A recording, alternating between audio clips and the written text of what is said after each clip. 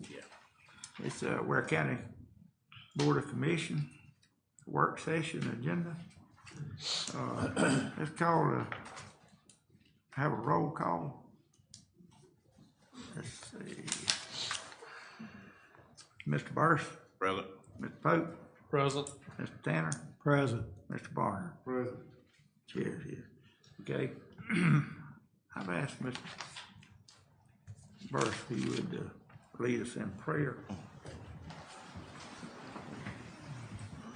Father, in the name of Jesus, Lord, we thank you for this day, Lord. We ask that you will bless us, Lord, and we deliberate the business of this county. We pray, God, you bless the citizens of Waycross and Ware County. We pray, God, you would just continue to be with us. We pray, God, that you would just continue to let us look to you from which all our help comes. And Father, we thank and praise you for your Son, Jesus, for dying for our sins. In Jesus' name, amen. Amen. Let's pledge allegiance to the flag. I pledge allegiance to the flag of the United States of America and to the republic for which it stands, one nation, under God, indivisible, with liberty and justice for all. Okay.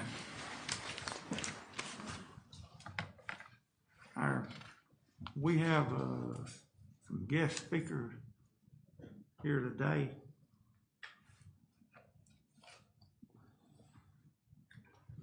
Michelle Gertman with the Family Justice Center.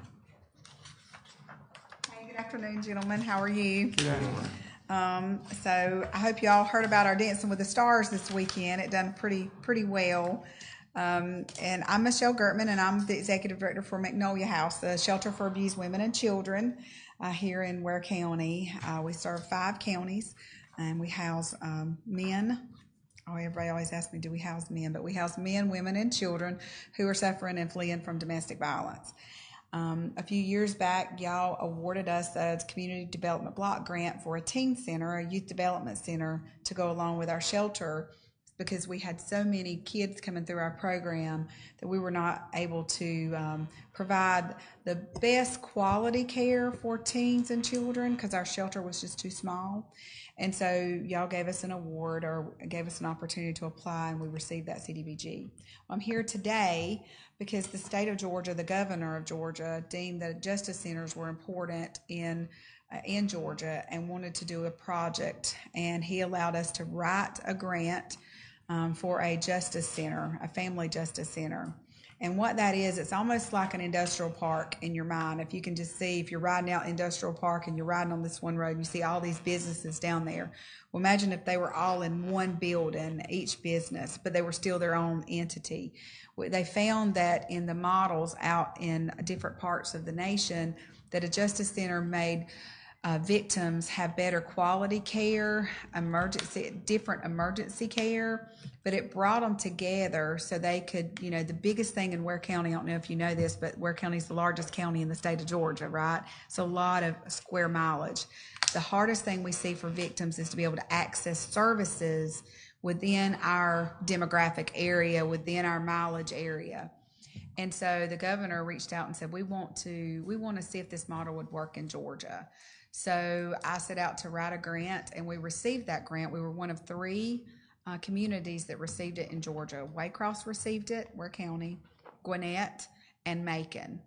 And so with that, we have worked with the district attorney's office, with the Rape Crisis Center, with Department of Labor, with Georgia Legal Services, with therapy programs, and different organizations to be a part of this group. And so we have found a building that we would like to purchase and renovate to make this Justice Center a reality, and we need your help again.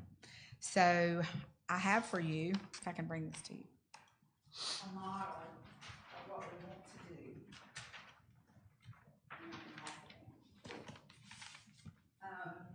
And what we want to build in Ware County to make this Justice Center a reality.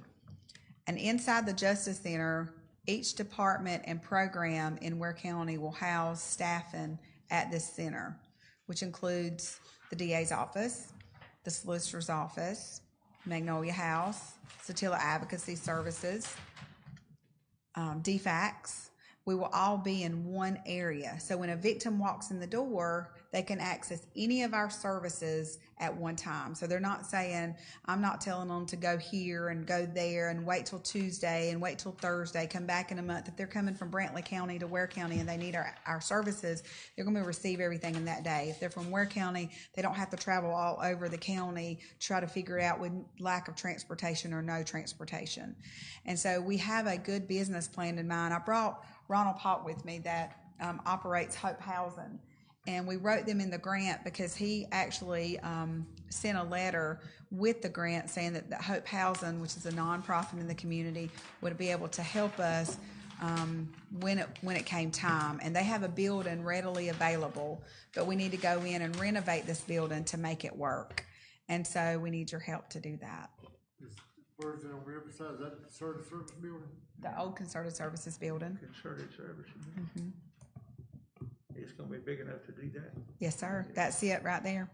That is it. And we've also employed Richard Sasser to go in, and Richard done the designs for us, and we've walked through the building to kind of cut and paste things that we need and knock down walls, and that's kind of the preliminary template. Of course, I'm a woman, so I have a right to change my mind if I want another space. But right now, that's the template that we're going on at this time. But y'all still occupy the building y'all in now, aren't you? Oh, the teen center. Oh yeah, it's going great. It's wonderful.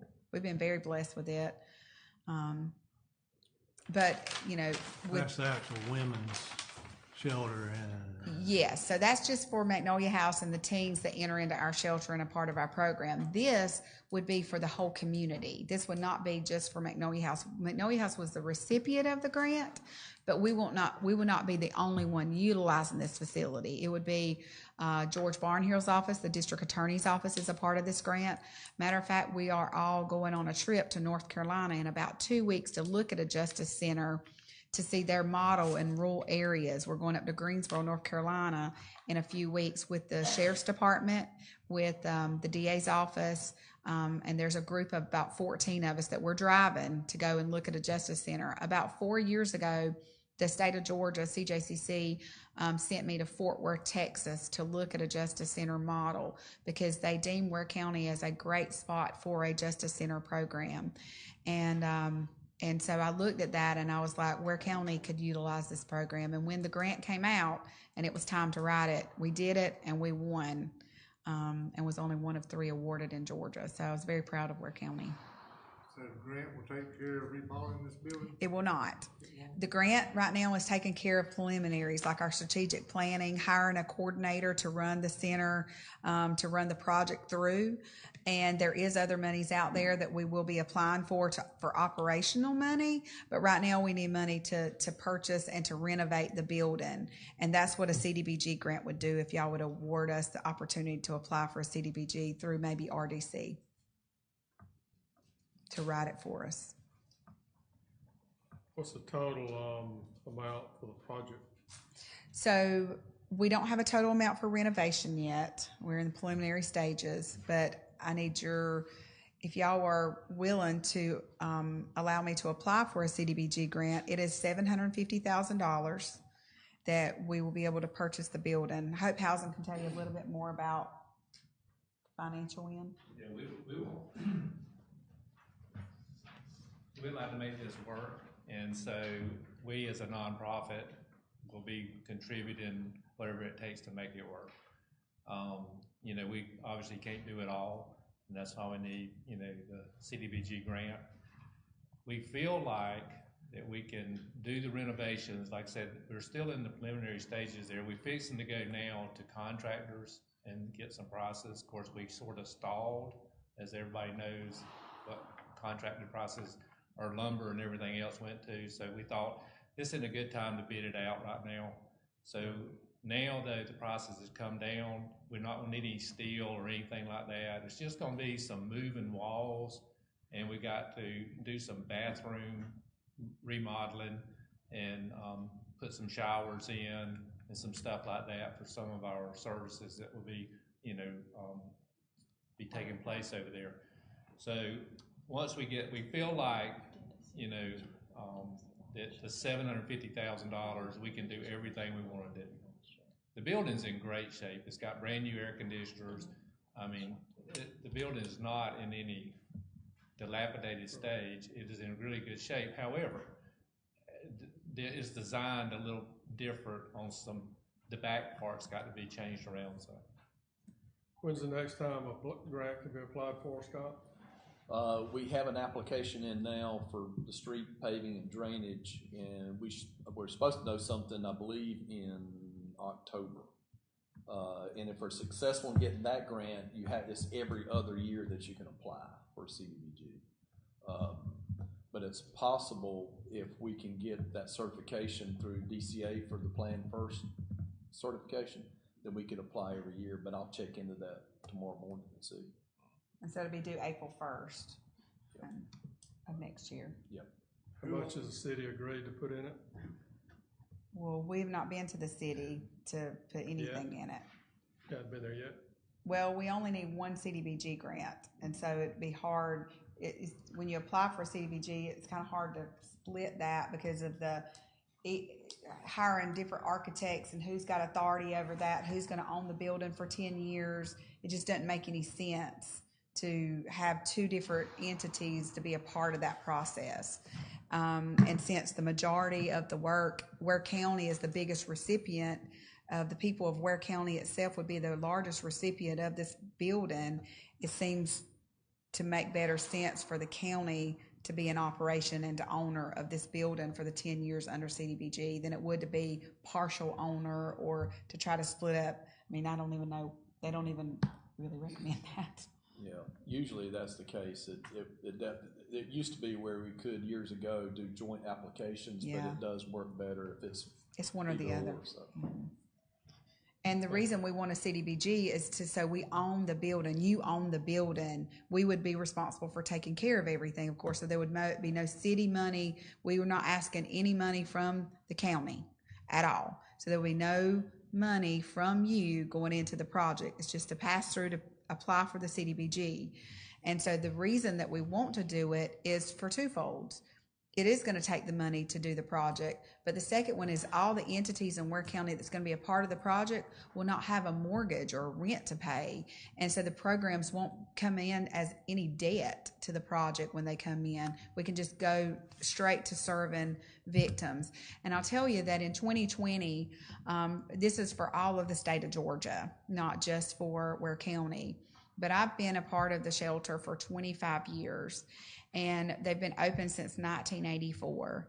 And COVID has brought out more victims in 2020 in one single year than we've seen since we opened the doors. That is here in Ware County. And we're up all over the state. I also run Valdosta Shelter, and we're up 141% in that area. And it's coming this way, whether it be homelessness and whether it be victims of domestic violence or sexual assault or victims of crime, it's coming your way. And so we have to prepare for the future and not stay where we are.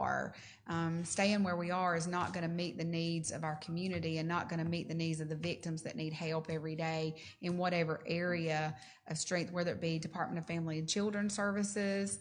I was working with them last night at midnight of coming out and trying to get 4 children to where whatever department is in this building, it is going to be an asset only to Ware County. It will not be anything that divides us. It will be something that brings us together. And so this is a very important project, so much so that the governor thought that he wanted to do this around the state. And so CJCC, which is the Criminal Justice Coordinating Council, put out those applications and only chose 3 programs that they thought would be very successful. And it was based on the commitments in your community that we have and the letters that we got from our community saying that they were very supportive of this project. Will there be state funding available? There's state funding available, federal funding available for ongoing services, not for bricks and mortar. So it's just different funding. Okay. And you mentioned, and I appreciate you explaining this to us, but you mentioned that the other agency will be housed at like the district attorney's office. Mm-hmm. So would that whole operation move there? No, sir.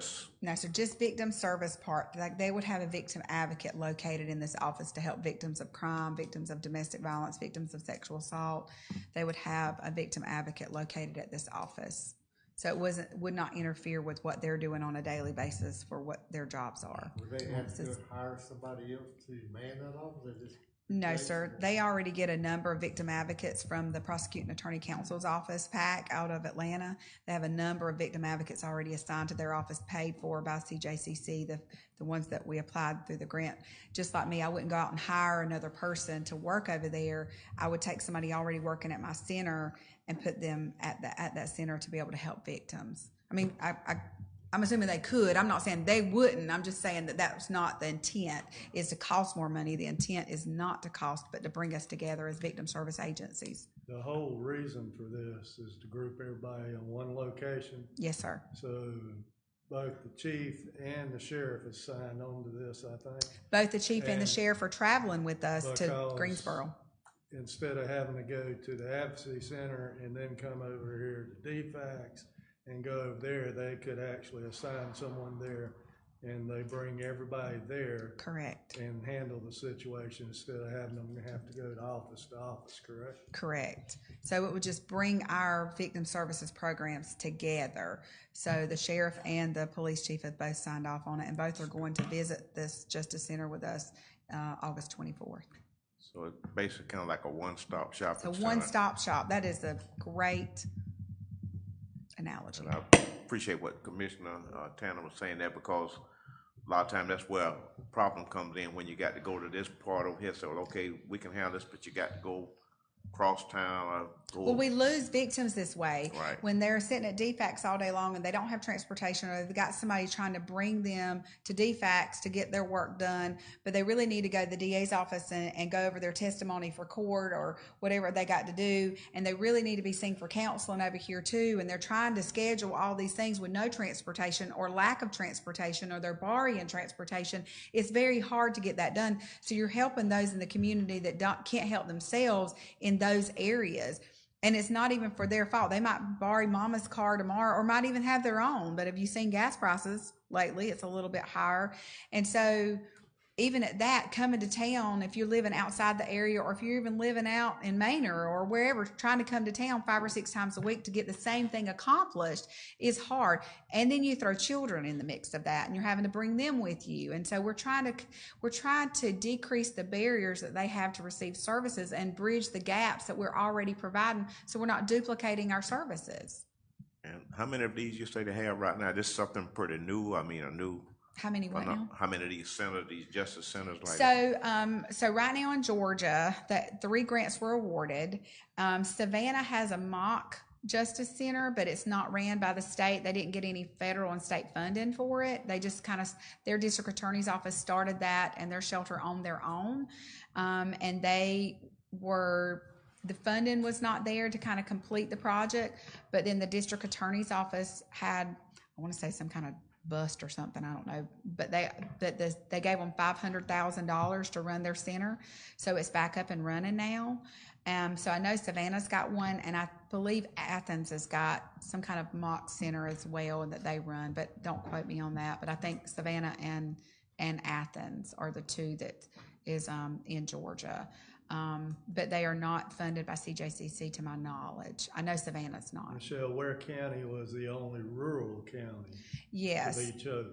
Yes, there was many applicants, but we wrote it for, Valdosta wrote one and didn't get it. Ware County, we wrote it for Ware County, and so Ware County is the only rural. So it's just South Georgia, which is Ware County, Macon, which is middle, and then Gwinnett, which is up in Atlanta.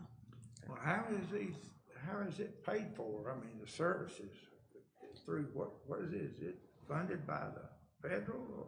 So our services are state and federally funded through all of our programs, whether it be Department of Family and Children Services, whether it be the Magnolia House, whether it be Satilla Advocacy or the DA's office, or Georgia Legal Services. We're all funded state, and we're all state and federally funded. And so the services that we already have, the employees that we already have, the funds that we already have, we'll take those resources and put them into the Justice Center to ensure that it works. And then I will be responsible for writing other grants to make sure ongoing services are provided. Like I'm meeting with somebody on Thursday about donating money to the Justice Center. as a part of it, or doing fundraisers that are part of it. So we don't want any cost to the programs that are entering the center. We're trying to get the cost as low as we can. And so the biggest cost is, of course, bricks and mortar. And so that's where you would come in. So if you would allow us to write a CDBG to get the project done, then that would be something that we would go in knowing that we all could go into the building and wouldn't have to share in rent cost or a mortgage cost, or we wouldn't have to go out and purchase a building or buy a building. And so that would be a big cost down. So then all we've got to worry about is utilities, and splitting those costs between our programs and between our agencies. Who actually owns that building now? Hope Housing. Hope Housing. It's a nonprofit. Yeah, we feel like, I mean, you take this same building for the square footage they need, it's gonna be well over $2 million.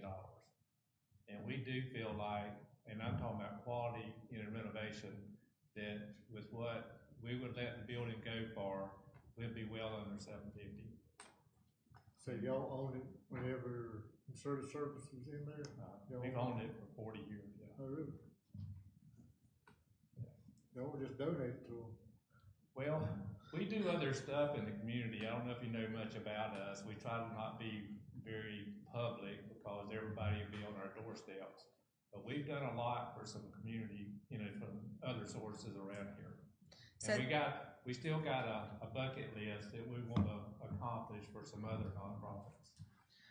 so they are, I mean, the pricing is way, way, way down for the cost of the building and then the renovations. We could not buy a building or build a building for the cost of what it would. We don't know what the renovation cost is, of course, at this point, but we could not go out and build a building for what they potentially would sell the building for. And I know that Hope Housing in 2003, we moved in April 2004, came in and built our domestic violence shelter for us. So, in 2004, and was very good to Magnolia House at that time, and still is. And they do a lot. We did a lot with the hospice house. Mm-hmm. I'm not sure if y'all are familiar with the actual facility, but we were heavily involved in that too. So we've had several. We did a project over in Brunswick where it involves trafficking girls. We got a center over there now. And so, like I said, we're trying to do a lot for communities and trying to not give them 100%, but we give them a good start, and then they'll complete it. And it's just like this, we're gonna probably be throwing $150,000 into this project ourselves. So where do y'all get y'all money from? Well, we've been very successful in real estate over 40 years, and I am at the end of that now, and I'm not gonna be doing a lot more. But most of ours come from real estate. Are y'all like a large campus all over the state of Georgia, all over? We serve, pretty much our real estate was in South America. But we are a nonprofit, and all we deal with is 501c3 organizations. We are not there for profit. Where's y'all headquarters at? This is the first time I've ever heard of y'all. It's here in Waycross. That's because they keep it quiet. That's right. Like I said, everybody will be on your doorsteps. I mean, and we're trying to just have, we've helped out a lot with them, and we've helped out a lot with several others, so. We wouldn't have the shelter that we have today without Hope Housing stepping up and doing what needed to be done.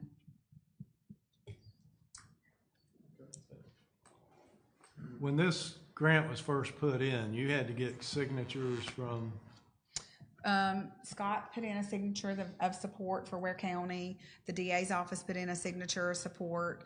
The police chief, the sheriff, Department of Human Services, Georgia Legal Services, probably 17, 18 agencies.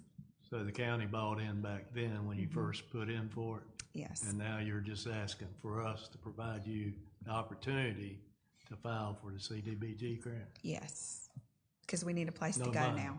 just the opportunity to apply. Yes, I don't want any money, just the opportunity to apply. The excuse me, the youth and teen center worked the same way. It was for $750,000, Yes, and and it's county, beautiful, Yep, it sure is. and it's being used. You're gonna apply for the grant then, you just want the opportunity? Yes, to sir. do it. And y'all are gonna handle that? Yes, sir. They actually apply through the RC, the regional commission. Yes. And Yes. we're just more or less the sponsor. You're the sponsor. Yes. Just like you were with our teen center, you will just be the sponsor. You won't be on the line for any funding or anything. We will handle everything. And then we will do a contract with you that says we will be over all of the utilities and the upkeep of the building and all of that. And that nothing will fall back on the county. Okay. That we're not under any pressure or anything. I don't Grant want don't go through them. nothing. There's no cost to you. If we don't get it, it's no cost to you. The goal of the I understand. CDBGs are to benefit low and moderate income recipients, and that for the total population of what you or where your services are targeted, 70% has to fit that low and moderate income threshold. And 100% of ours fits Yeah, the pretty law. much like the way it is. 100%. Yeah. And Yeah.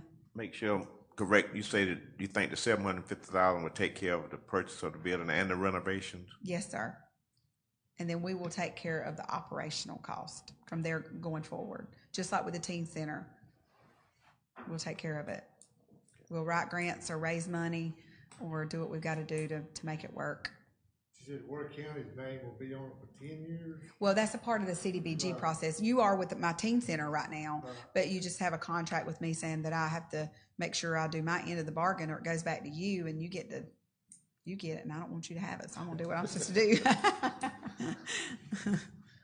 But that's with any CDBG project, no matter what you do with it. It's just the Then after rules. 10 years after, It goes back to the nonprofit for $1, I think is what they have to charge, and then it goes back to us for $1, so then we will own it. And then you're out of it, but Okay. We Any more appreciate you questions? coming. all right, well, appreciate y'all. We put it on I guess we'll put it on the agenda. Yeah, I'll follow up and check on the CDBG and then try to keep this going. So then make sure they're staying in the loop. Okay, so do I need to be at the 5 or no? Yes. Well, I need to probably find out first about the situation with applying first, because we have an application in now that we're supposed to know about in October. And if we're not successful in getting that one, then we'll be able to apply and turn one in coming next April. Or use the other funds for y'all, and then that they got. Don't they have that other coming down or whatever? Maybe. Yes. Yep. Yes. Mm-hmm. And then you could approve it. But you still could approve me to apply for one when they're relatively available. Yeah. I know. I'm always looking for that extra. I know. what they need from us today, anything? Well, I don't think from that standpoint, because if we're not successful in the one that we have in there now, then I can let you all know, and then we can turn around and apply for that coming up. Because if you're not successful in getting a grant, you can turn around and apply again for that same project or another project like this. Mm-hmm. But you're not under no deadline for signatures or anything like that from us, are you? I would say yes and no. So the project that they gave me $100,000 a year for 4 years. And so by year, we've got a strategic plan to go by. And so by year 3, they wanted us in the building, and we're already at the end of year 1. So we would love to be able to be that application April 1st, because it does take 24 months to really get in a building. Once you apply for a CDBG, it takes a long time to get that ball rolling and to get the project going. So we would really appreciate being the April 1st project, if there was be any way possible, because that would mean it would be in our years and within that 4-year structure, we would have to get a 1-year approval. Okay. So, All right. okay. And Thank you very much. We won't, like I said, we won't know if we're successful in getting this one. But if we are successful, then then it's every other year that you can apply, every 2 years. So we're at a point where we just have to kind of wait and see what happens first. But now you said you were gonna check and see what would make us available to apply every year. That's correct. Yeah, and I'll check on that first thing tomorrow morning too, because we were talking about it earlier under that Plan First certification. So if we're able to get that, then we are able to apply every year. Yeah. So You can. I'll Yes. find out, and I'll touch base with you tomorrow and let you know. what Yeah, I you find can become an entitlement and be able to apply annually or whatever. Right. Yeah. Yes. Mhm. And so, but like with the the COVID money that came from the states, is that available for bricks and mortar? I know it is in some counties, is how they've said it. The ones, the monies that we receive is for anything that projects that mitigate, COVID. And so as far as infrastructure, there's nothing there that basically says infrastructure. We have another allotment that's supposed to come here in I think maybe about a year. And so the monies that we receive now are more services oriented as far as providing various things in the community to help mitigate. Well, don't forget COVID. us. But I'll check on that other tomorrow, and then Yeah. we'll start chasing it down from there. Okay.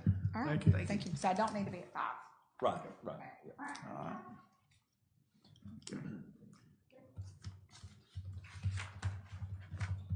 Yeah, What's your map?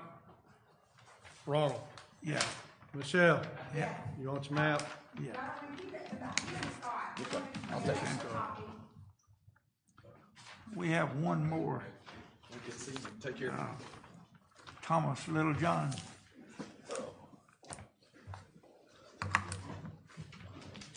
Yeah. How you doing? My name is Thomas Littlejohn. I live out on Pascal Road, Waycross. I'm here today to bring attention to what my neighbors and I consider dangerous corners and curves because of the overgrown bush that's restricting the sight of our oncoming traffic until we are face to face. At night we can see the light, but during the day we can only hope in approaching vehicles and not speeding, which most of them really are, and many times. And to my knowledge, 1st of November 2020 was the last time the grader plowed back some of the bushes in one corner. Nothing has been done since. And I'd like to call attention also to a large mud hole that the graders grade around every week after week. It's been there since the last storm. And we wish that they could put some field dirt or sand or something, gravel or something in it, because the hole's getting bigger every time it rains, bigger and wider.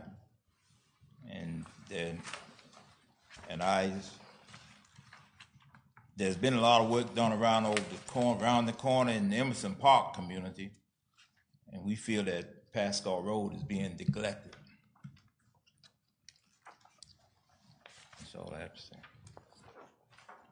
That Pascal Road, don't it come right off of that Smith Road there? Right off between Smith Road and Wadley.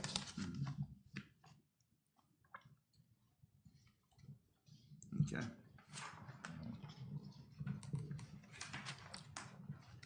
Just hope that we can get something done out there. Okay. Mr. Chairman, Mr. Lejeune, appreciate you coming, bringing this to our attention. Also, in the packet, we got about some pipes. What's the issue with the pipes?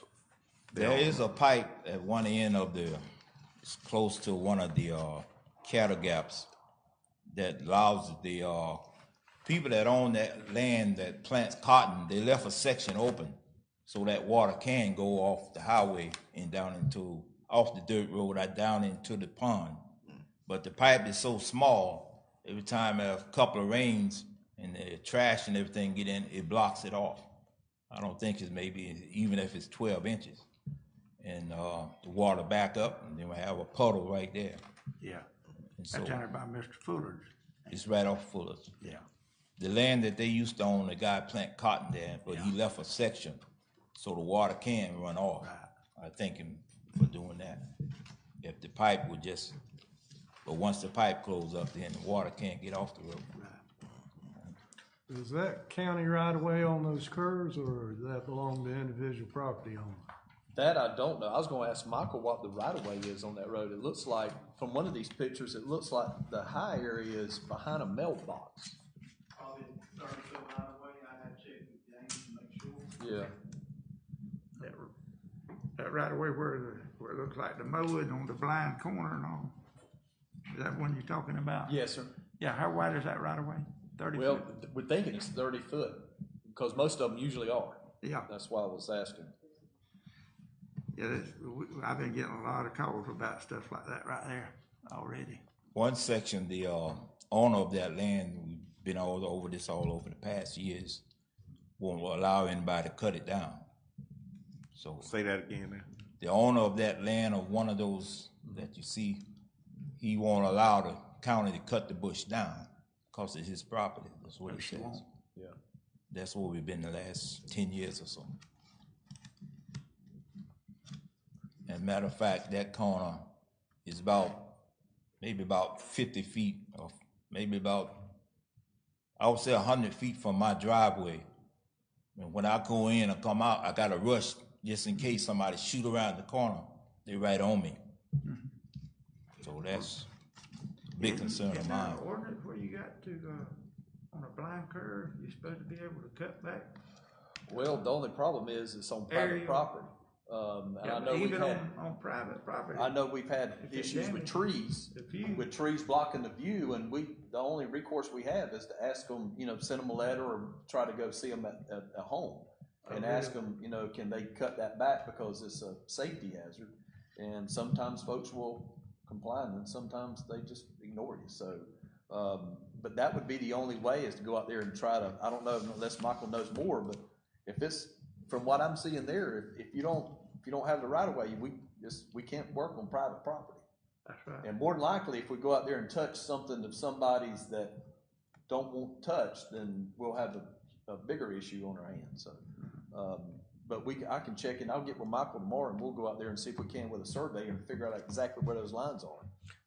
Let me ask this, Scott. So I understand, like I say, we can't go on private property, but if someone has, say, a tree or some bushes that's on private property, but they are encroaching onto the right of way. Yeah. Now, couldn't we trim it back just Yes. like if you own property now, say if you have your neighbor had a pecan tree, but I was always told the pecan that fall on your side of the property, those are yours. So in this case right here, if that bush or obstruction is protruding out into the county right of way, Yes, sir. even though it originally started back on the property, I think we would be justified in cutting that wood. That's always what I've gone through from a legal. I know that That's correct, and that's correct. if it crosses that line, it's over on your property, and you can trim and cut it back. So that's why I was saying, once we get it lined out, then we can see exactly what's within the right of way. So you said that you and Michael could get with the surveyor, somebody Yes, go out there that'd to be find out. about the only way, because I know that area is thick and there could be pins. We got an issue now with a citizens now where a pin was pulled up and they want it replaced. So you can run into those issues, but that'd be the only way we could do it legally. So Michael, you pretty familiar, I guess, with this particular situation here? Okay.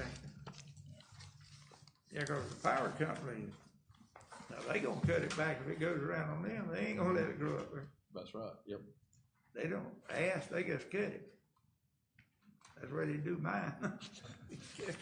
Because I'm thinking, he was mentioning about him having to pull in and out the driveway, that Yeah, God forbid if something happened and it was a bad accident there, then liability is gonna be on somebody, whether it be the county, whether it be that property owner or someone, and that's what we need to ascertain as to how far can we go legally, as far as cutting it back.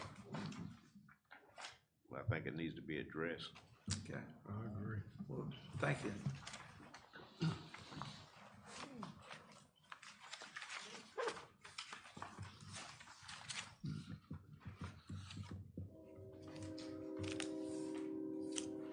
Okay. We get to the agenda items, the memorandum of understanding with Downtown Waycross Development Authority. Yes, sir, Mr. Chairman, Commissioners. This is a memorandum of understanding that we've had with Waycross Downtown Development Authority. It is for them to be on our health insurance group plan. And under number 3 on the first page, it basically, there's 2 employees, and this is for them to have employee-only coverage on our health plan. We've done this for the DWDA and also the WWDA. So this is the one for them, and they've got 2 new employees, and we're just renewing it. Okay. Why isn't the city taking care of that since it's in downtown Wichita? Yep. I don't know. I mean, Well- it's no good for me to say it. And I'm They glad, won't do it. Huh? They won't do it. They won't well, do it? Why won't they? the question I Call had, them. I don't know. I had three Well- questions, Scott, and but one of them, what Steve said. As first, who's currently covering these people right now?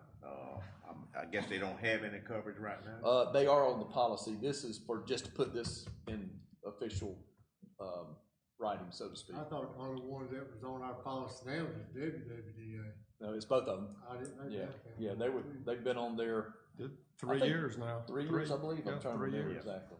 And my 4 next years. question was, why can't the city, take up this right here? Because most of everything is geared toward the city. And the last question was, and maybe you can answer this question, Scott, or Teresa, or somebody to deal with insurance. How will this affect us as far as our premiums if we have a high claim, God forbid, a catastrophic sudden cancer or, heart attack, something like that for one of these employees, because they're really not our employees. That is correct. And that's one of the things I was going to mention is now that we're self-funded, Right, all the claims are now paid by Ware County. right, So this is just the premium cost here. yeah. Right. So if there's claims that paid, then Ware County would be responsible for those. And it would impact our, when we go to renegotiate. And That's correct. I just think that, the city should be able to pick up the tab, put them on their insurance. And I understand with the WWDA, which is, more or less of a county function. And, I don't really see why, we even doing it, because first thing, they're not our employees. It'd be like me going and putting one of your children on my car insurance. Everything is fine if something happens. Right. Then if they have a wreck or something, then it's gonna make my premium go. The WWDA are not our employees either. It's the same situation. The city gives absolutely no, funding to downtown or downtown development authority. It's the county that has taken that over. Even for the No. downtown development? Yes. Waycross, okay. Waycross says nothing to do. This came about to, have something equal to the other development authority, because the city would not, they give no funding whatsoever. Let me ask y'all, Michael, would you, I think we didn't finish with Mr. Littlejohn. Would you look into that for him, please? Yes, sir. Would you, ride that road and I'd like to get back to you. I know that's probably what you want to hear, somebody gonna do something. Well, Scott, And, you say him he and was Scott were going- going out tomorrow. You're gonna go out then and look at it? Okay. All right. I appreciate it. Thank you. So, Go ahead. Scott, if we didn't do this, and I know we know it's down the road, but if we say, well, okay, we not gonna be able to put them out, maybe we do it this year, but then next year we're not gonna be able, they're gonna have to find, and it would give them time to, I guess, the Waycross Development Authority can find some kind of way, and I guess they operate on a board or something, to cover these employees. Yes, sir. Yeah, that, Finally get some activity downtown. Have you been down there lately? Yeah. Finally get for the new office down there. And they, for 20-something years, the city just completely ignored the downtown development part. It would just existed to rent some buildings that they had. The board is now finally showing activity and has got a good manager. Without this insurance, there won't be any of that anymore. It'll go back because the city of Waycross simply will not support downtown Waycross. So they don't get put no kind of money locked Put no every year? kind of money in it. And then they complain because the tax base is falling, being reduced, and there are more businesses that won't go downtown than have got room to go. I mean, the Phoenix has got attorneys, the development authority is in there, big insurance company. I mean, Callie K's from Callahan. If you saw the Zachary Furniture Building, they bought it and developing. I mean, it just takes some downtown development to get things done. It's been ignored 20 years from the city of Waycross. They do nothing. They put up lights for Christmas, and that's it. And they don't get any type of funding from the city at all? Scott and the board, increased their allocation to build the, downtown up. No, they don't give anything. So how much a year do we give downtown Dutton Authority? I 50, believe, isn't it? I believe it's 50,000, Yeah. if I remember correctly. It's been budgeted since I got on the board. And I thought the city, and maybe I'm slipping here, but back before, the city used to match whatever the county would do as far as on the downtown development authority. Not for long, no. Is any of the city commissioners sit on the board? On downtown The development? mayor. The mayor does? The mayor? Yeah. The mayor does. But I recommend that this be accepted. I hate to, in the middle of the stream, blow it all Well- apart. Yeah, well, I can go along with that, but I think that the caveat needs to be that, you know, hey, we doing it this time, but then maybe in the future, maybe we need to kind of come to some kind of understanding. When do we have the lost agreements? So next year, actually, we should start toward the beginning of 2022. They're due, December of 2022, the certificate. That can be I think that can be in the negotiation with the city, this kind of, support for both development authorities. I mean, the city has just ignored downtown.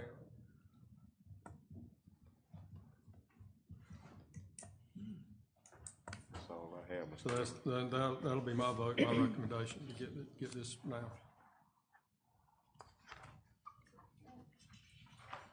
Anybody else got anything on it? I mean, whatever downtown development authority brings into the city, whether downtown, I mean, it helps the county also. Oh, yeah. Yeah, Tax increases the dollars. county tax base. We're trying right now, Scott, they've asked for striping downtown, street striping, not striping the parking spaces, but the safety striping. And we can't even get them to agree to go in with us. Scott's found the money from DOT, but the city has to apply. And so far, they just ignored it. Leonard and I were hoping to get some grant money for our district downtown, where Leonard very seldom gets to spend any, county money, but they're not paying any attention to us. So we just have to take up slack up on it.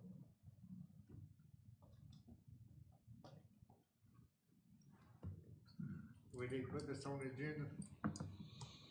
Yes, sir.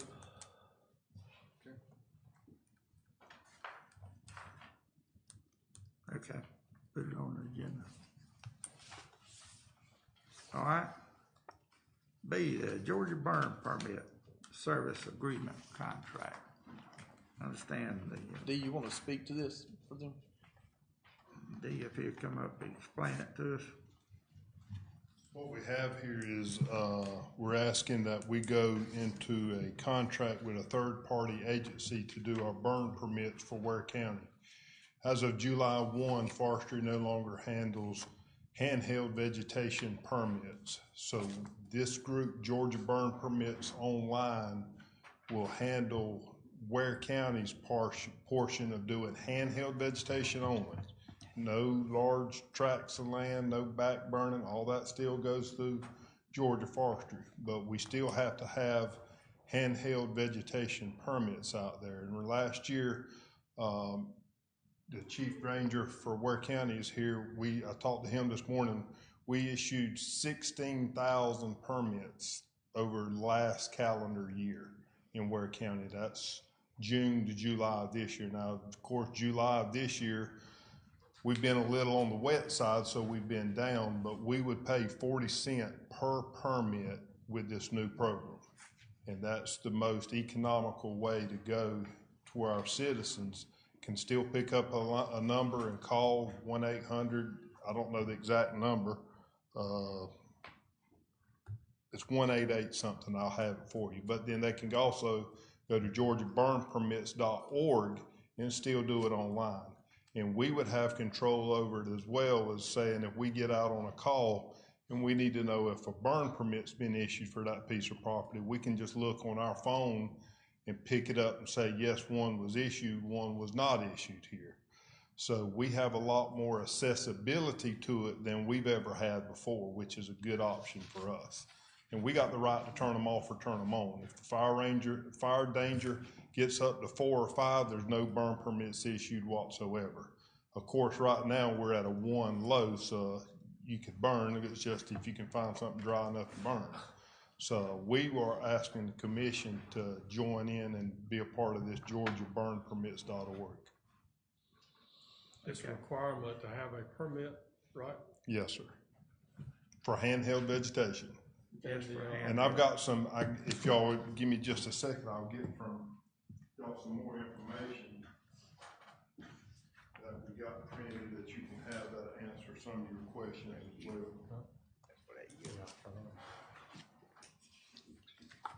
Mr. Banks want to say anything since he made this trip?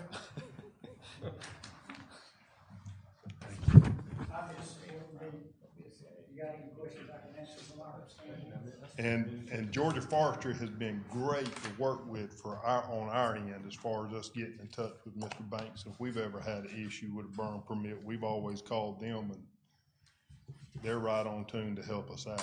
So this is just a way to extend our partnership with them. So why did the state decide not to issue them anymore? You'll have to ask your legislators that, because they passed a bill, Senate Bill 119. Put it in the local hands. Yeah, the last page. That makes sense. Kind of pertains to that. What the bill, they passed it. The number you called for a hand pile like you're talking about was not mandatory. A lot of people thought it was the law, that's what you're supposed to do. You just notify them of the burn. All of us phone them. What these proposing, they can actually look at it and see who's burning and what it is. All you have is phone number, you call the phone number before it does.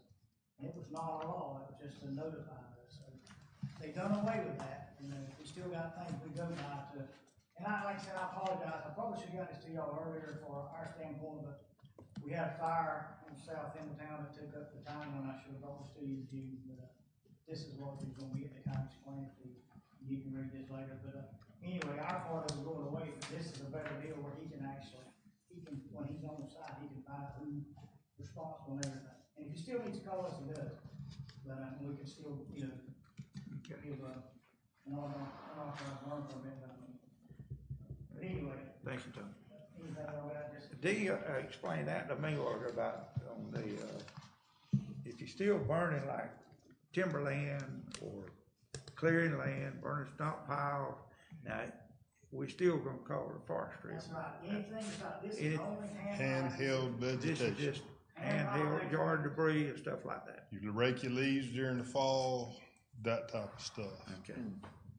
So this fee is like a service fee for this one company Yes, sir. to operate the program? Yes, sir. What's the alternative to using this program? Me having to get somebody to answer the phone every day to obtain, and me create a program that lists every address and all that there.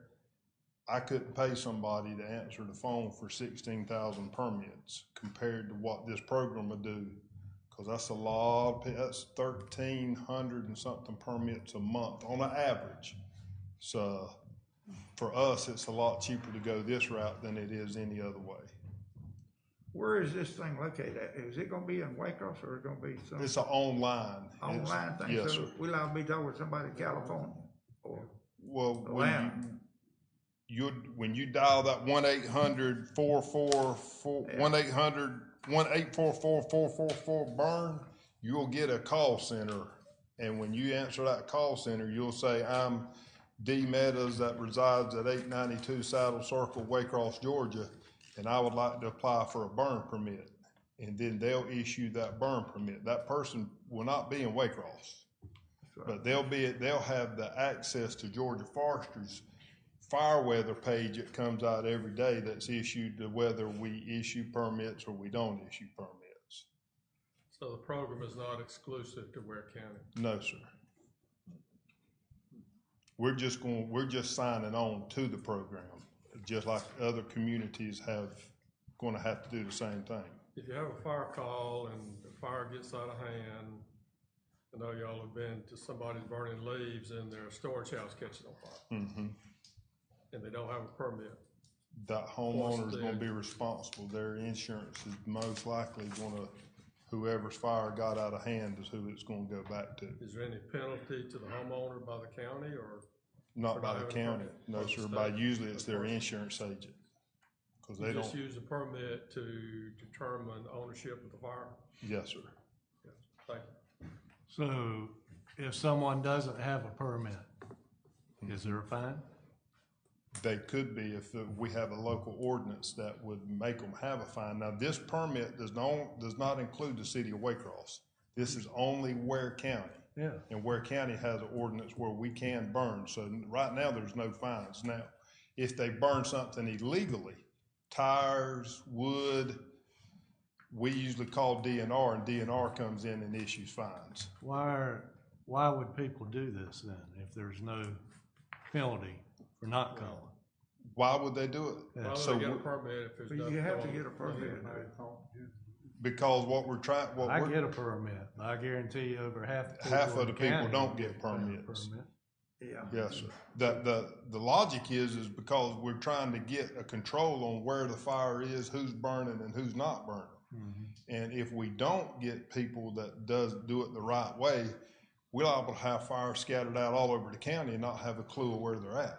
But my point is, if there's no consequence to not calling and getting a permit, why are they gonna do it, other than being good citizens? I There's call not every really time I nothing burn. that I can make them do. Okay. No, because farmers don't have to have a permit, I don't think, do they? That's- I mean, they can burn, Ag permit. yeah, ag can burn, yeah.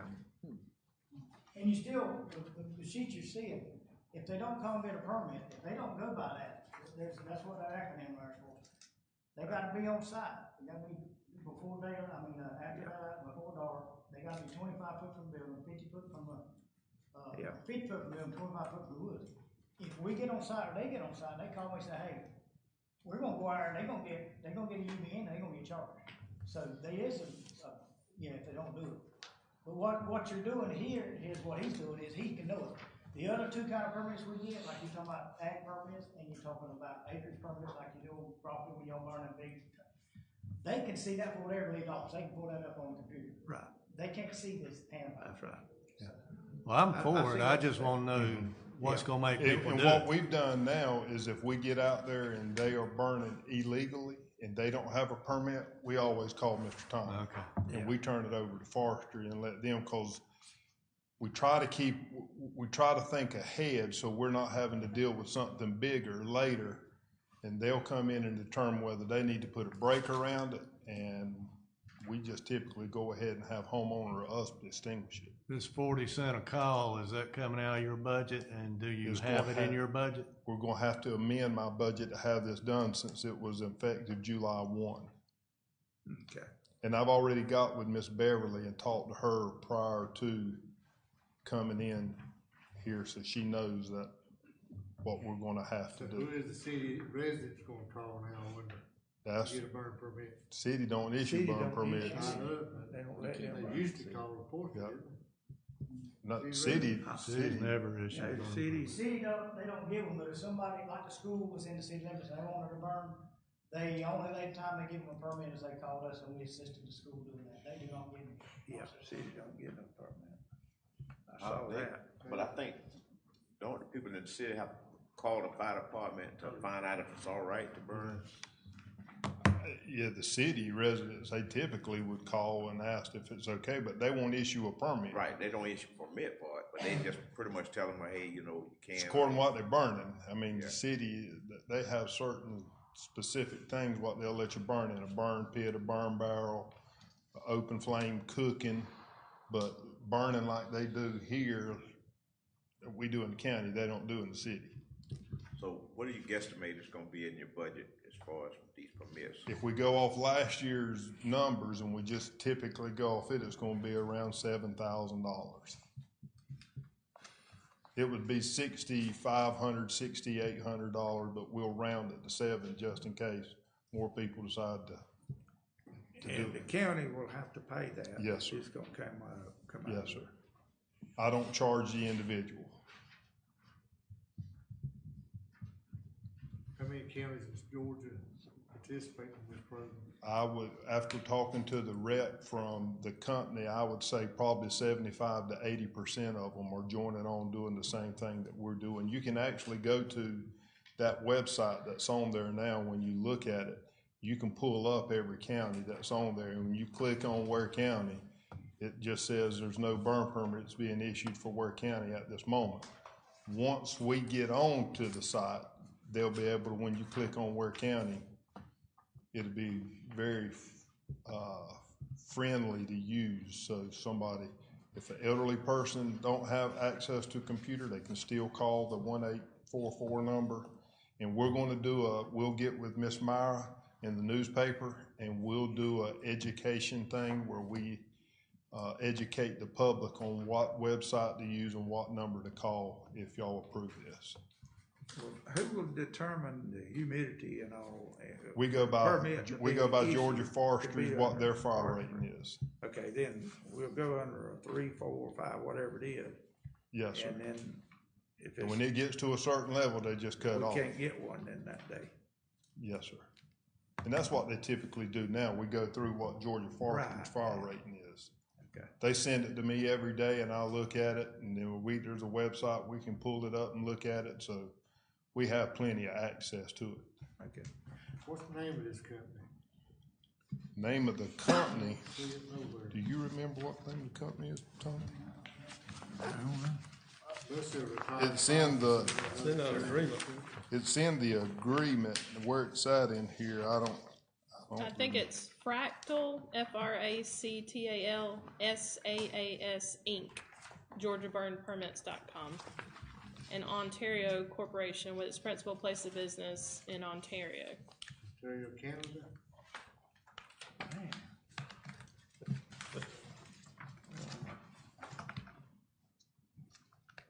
So, tell me again how you will use this information with a burn permit? What we'll use is, we have smartphones on our trucks now. If we get to a call, we'll be able to pull up that address and see if a burn permit was issued or if it was not issued. Where in the past, we would have to go back and call 911, and then 911 would have to call Tommy. Now we alleviate that. We're able to look and see right on track whether who's got permits and who don't have permits. That's where I'm having a hard time. I mean, what difference does it make if there's no consequences for not having one? Well, what does that tell you when you look and see they don't? If they don't have a permit and it's out of it, when we get there, we're gonna call Georgia Forestry to come handle it. And then they can issue a fine if it's a first time we try to educate the community. Because we don't just want to go out and just start fining our community. We try to work with them if they're doing it.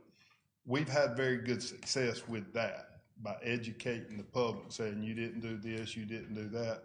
And they've typically come back and done what they were supposed to do, and we don't have many repeat offenders. If we have many people that come in, forestry usually after they get through dealing with them, they don't repeat many more times. You ever say if you had burned a pile of your house and it got out, they're not gonna call the forestry, not build your subdivision.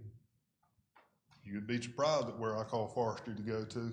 If it's in Ware County and it gets out, whether it's in a subdivision or not, I typically call Georgia Forestry. Yeah. They're just gonna drive a pickup truck down. They're just gonna drive a pickup instead of a tractor. And then you leave it up to them. And then to when make they the get on decision scene, they take, yes, sir. Fine in their education or whatever. Yes, sir. Okay. I understand that a little bit better.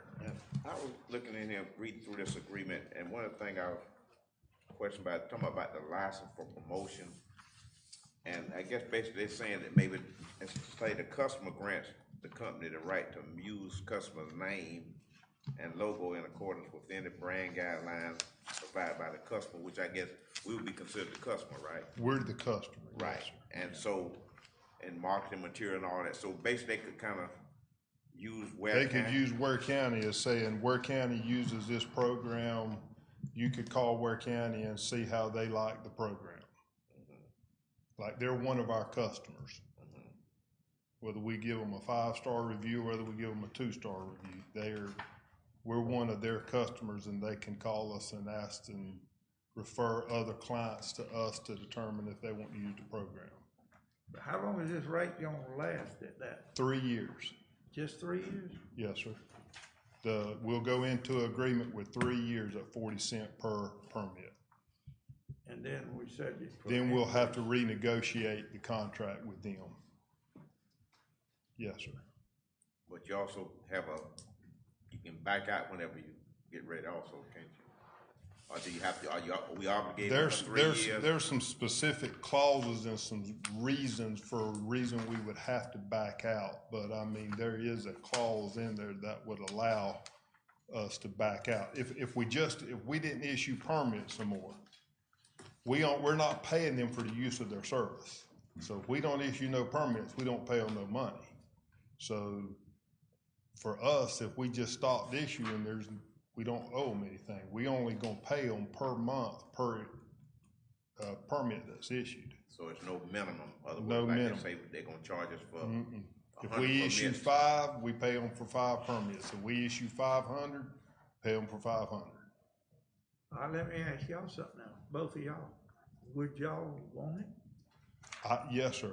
As a fire chief, I definitely would love to have it. And it's gonna benefit them better.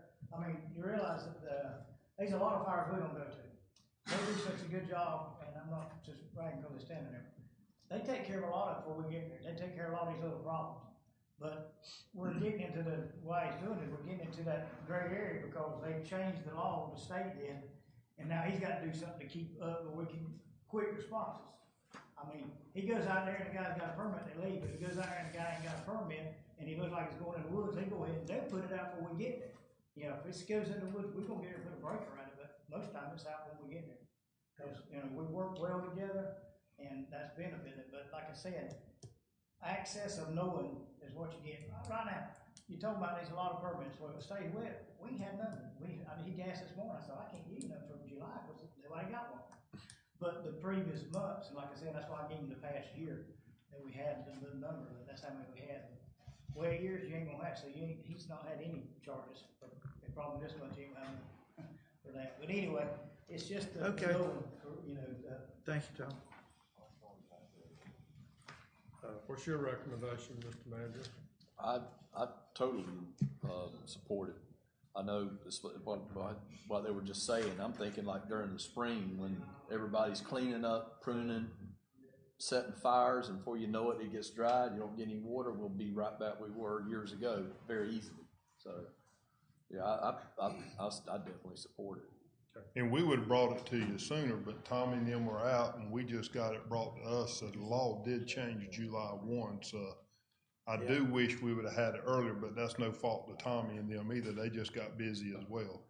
I can see that, at that rate right now, but then usually. Well, we're hoping 3 to 5 years, 10 years, then it's up to $1.50 a call. Well, we would That's what I'm hopefully worried about. we would know ahead of time, closer to that 3-year mark, of what we would be able to do. Yeah. And hopefully, if the program's running well, we would be able to negotiate with them as one of their customers to be able to have a little bargaining agreement on our end too. So If you could freeze it, or something. We'll put it on the agenda. Is that what we need to do? Okay. Yes, sir. All right. thank y'all. Okay, thank you. Thank you, Deacon. Dee. Thank you, Tom. We ain't got very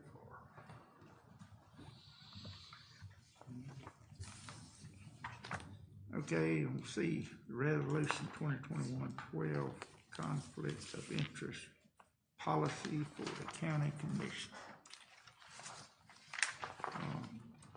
You got that policy? I mean. Yes, sir. I'll if Jennifer don't mind. They drew all this up, so she's pretty familiar with it. Is there Thank any you. comment on it? We just vote on it. Listen to her. Well, I was just going to very briefly say the commission did, vote on the language in this policy as far as the substance already. It was approved. This is just simply formalizing it in actual writing. And so that's what we've done here. And then we also have provided a draft I'll just say form affidavit. So in the future, whenever there is a commissioner that has a family member who qualifies under the degree outlined in this policy that's bidding on a project, you would fill out that affidavit so that it could be on file with the county. Okay.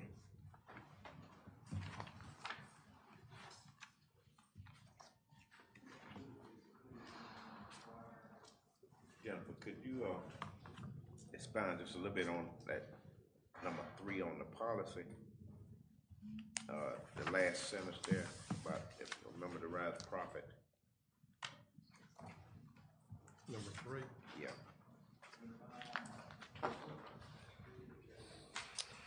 So, just to back up just a little bit, as y'all recall, when we first started our research, it's very clear under Georgia law that if a commissioner has an ownership interest in a company, or certainly at that point it's a clear conflict of interest in a bidding or contracting situation. What was less clear is there are some rules about the appearance of a conflict of interest. And so what this policy does is it's Ware County's attempt to memorialize in writing that we want to avoid the appearance of a conflict when we have close family members within the first or second degree who are bidding on a project. So to answer your question as far as profit, that's just simply one way of stating that you don't have any ownership interests, you don't own any stock, those sort of things in the actual company. Okay, because I know, it was brought up about, obviously if one of us owned equipment or something, or leased the equipment out to the company, we would be generating a profit from that business. And then I think it came up about, if you own a place where they just housed it, you didn't have anything to do with the equipment, but just they were using your facility to house it, and you were getting, I guess, rent from it. Would that fall under that? So if a member derives profit from a business, that business is prohibited from bidding on any Ware County project. That's profit from the actual business. So, for example, ownership in the actual business. But I see your question, and maybe that's a fair distinction, and you maybe would like me to clarify that language in the policy. What's intended is profit from the business itself, not from a contract such as in like a landlord-tenant relationship or something of that sort. That would not be intended to be covered under that. And I think that's when we broached that subject earlier. We determined that, hey, if somebody just owned a building, they were housing it, that wouldn't really fall under that umbrella of, that's correct. Having an interest in the business. That's correct. But if they own the equipment and were leasing it out to them, that would be a different animal. And you all are the ultimate arbiters of this policy as far as, this is a policy that we're putting into place locally. So I want you all to understand that if in the future, if you felt like the policy language needed to be revised or something of that sort, that is a possibility too. This is not, this is your document. So I want you all to understand that also. Can you clarify that a little more? It says if a member derives profit from a business, that business is prohibited from bidding on any Ware County project. But that doesn't mean that if he derives profit just from a project in Ware County, if he derives profit from any part of that business in any county or state, then he's subject to That's correct. losing a bid, right? And that's not local Ware County policy. That is state law. If you have ownership and derive profit from the company, such as stock or any of that ownership, that's state law. That's what's clear under state law. Under our local policy, what we're dealing with is first and second degree family members who there may not be ownership in the project, but if say your wife owns the company and the county's contracting with that, it may have the appearance of a conflict, although not a technical conflict under state law. Another question? Okay. consulting. Can that person be hired to consult with that company and derive a paycheck or get paid? As we have it drafted, that would be, I believe, deriving profit from the business. So if it was a paid scenario, then I would say no. Consultant or salary or something like that?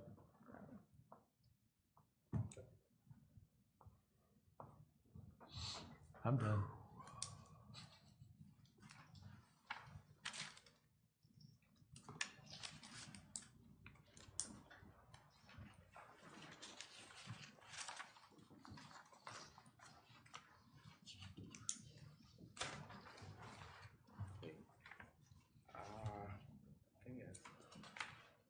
So, with this affidavit you have for commissioner that's involved, then just like, you know, we've had one bid contract we've already awarded, so with that, and if they would need to go and sign this contract. That's correct. Okay. And I can assist with, you know, if there's any questions as far as filling it out, I certainly am happy to assist with that also. Okay. So every job we bid out in the county, is the county commissioner gonna be obligated to fill out one of these affidavits? If a county commissioner, under this new policy, if they're related in the first or second degree, and the policy defines who that is, and I can read it out just so everybody will be aware. First degree is parents and children. Second degree is grandparents, brothers and sisters, grandchildren, uncles, aunts, nephews, nieces, great-grandparents, and great-grandchildren. Now that includes whether by blood, marriage, adoption, including step and half siblings and domestic partners also. So if it is anyone is related to that degree, then yes, the commissioner will have to fill out the affidavit.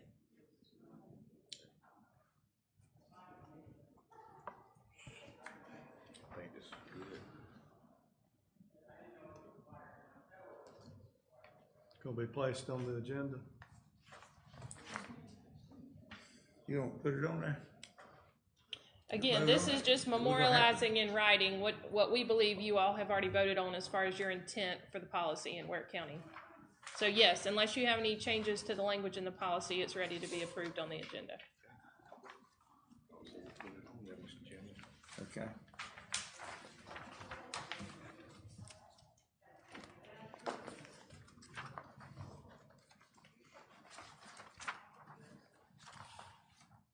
But that, now, really, you're saying that the only reason that if it was, is you would have to have some kind of interest in it or get some kind of profit out of it.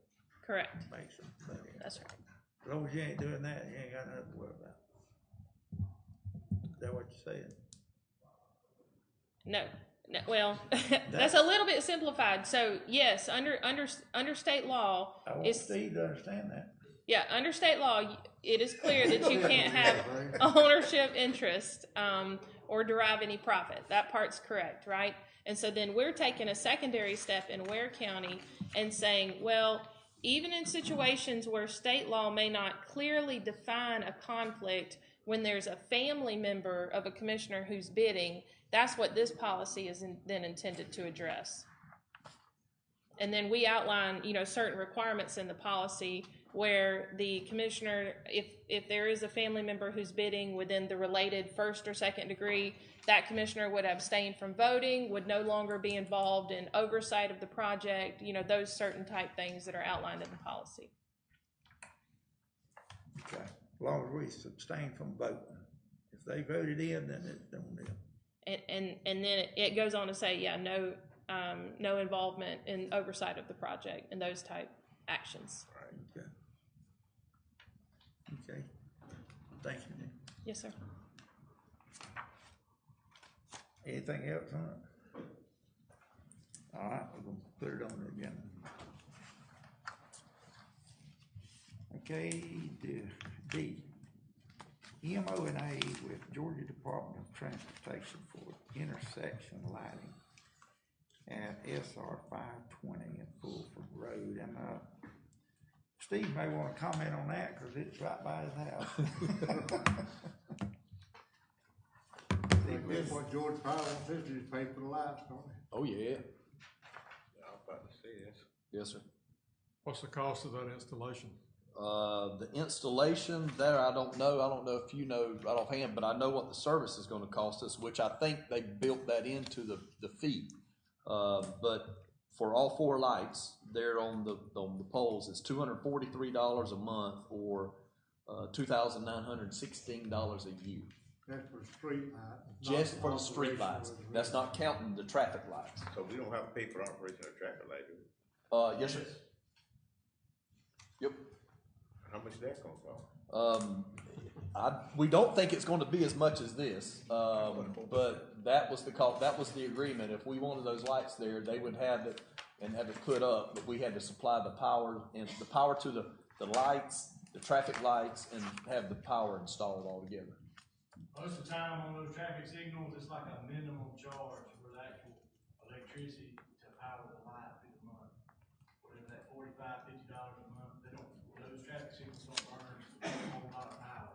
The lights themselves will burn a lot more, and that's why the charge is more. So How much you who say does that cost installation? was a month?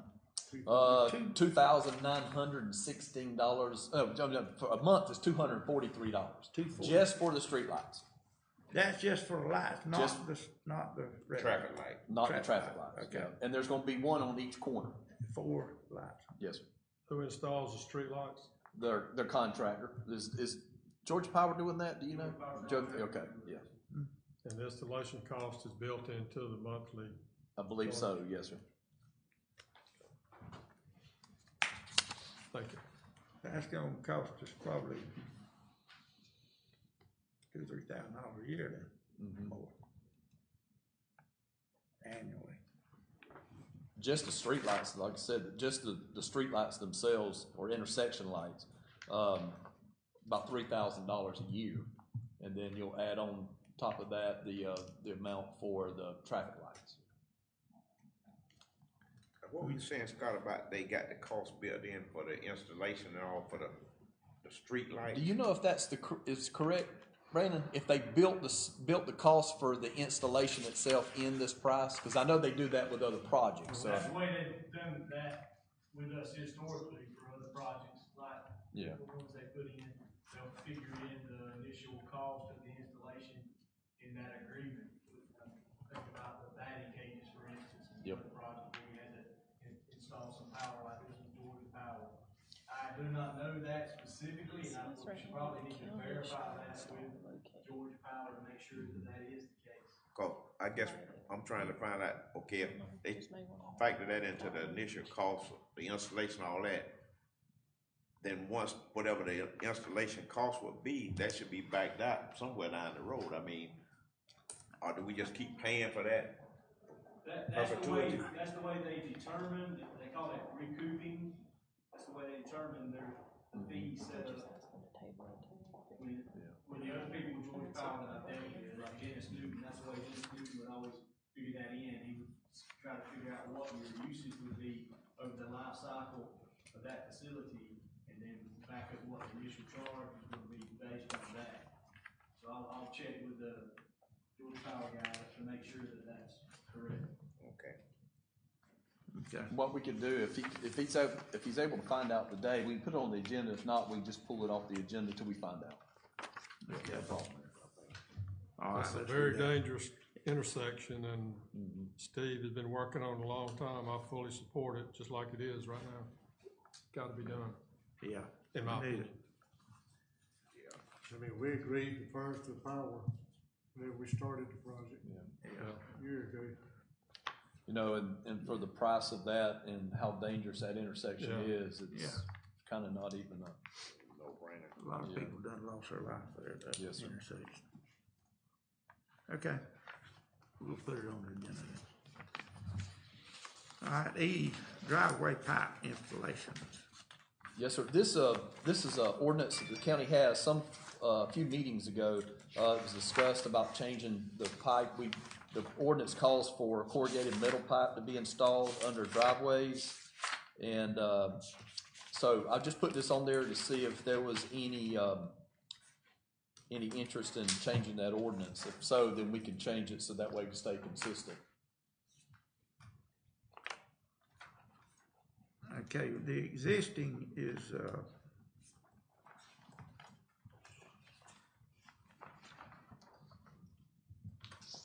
we can use metal pipe or asphalt coated, we can use any kind. Well, the ordinance basically specifies corrugated metal, under residential driveways on county maintained roads, after an application. As it says there in that same paragraph, I think I have it highlighted in your packet, hopefully I do.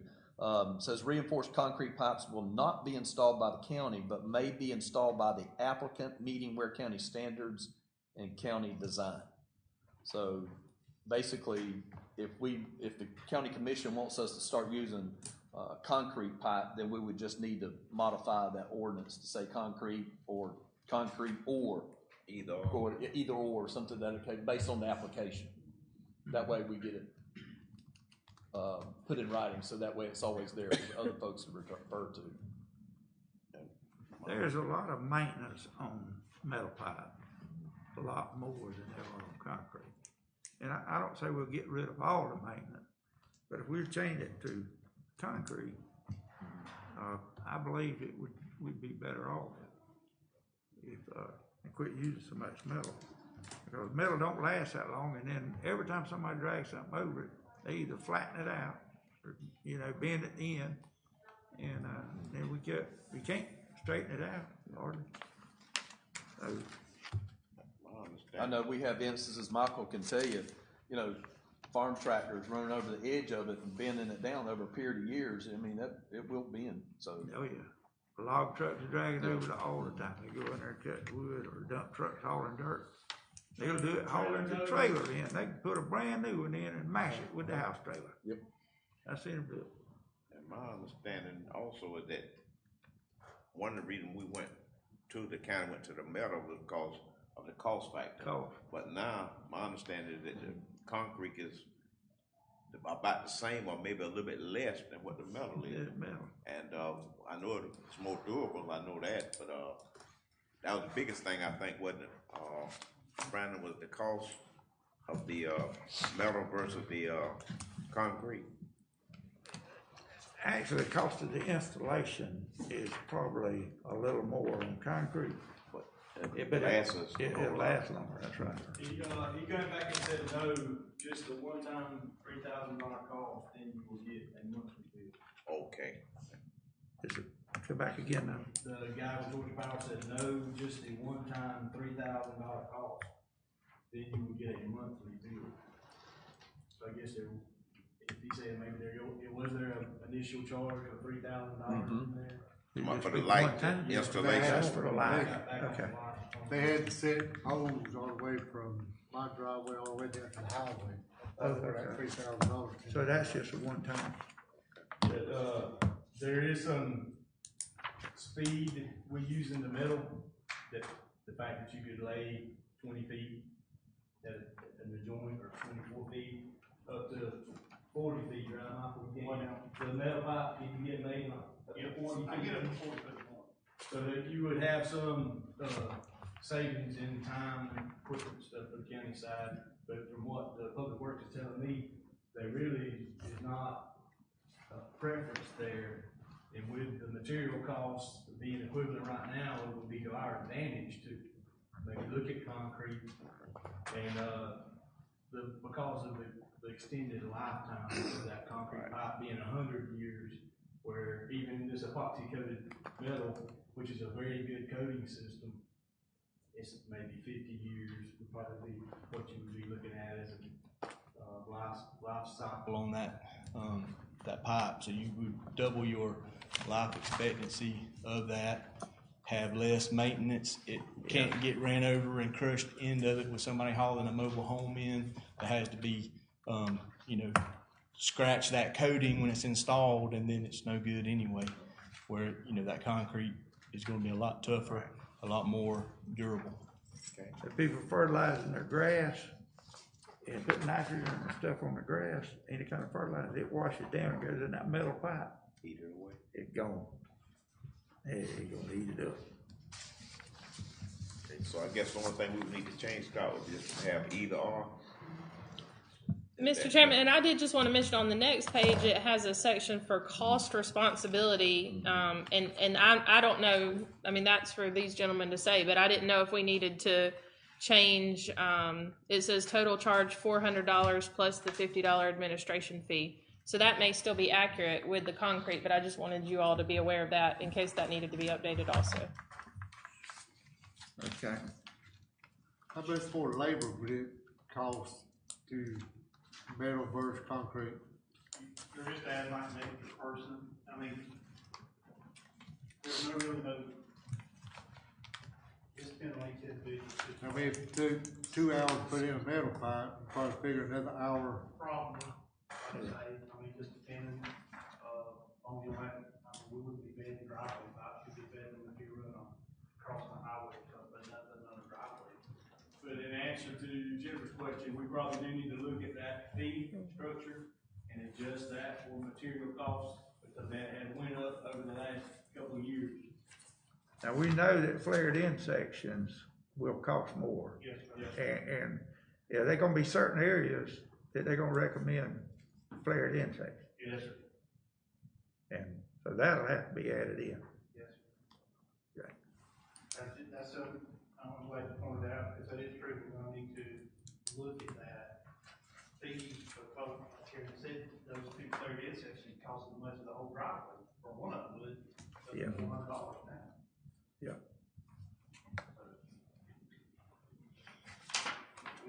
We can look at that and try to come back, you know, biggest thing, we're just trying to get some clarity on the ordinance as it's written.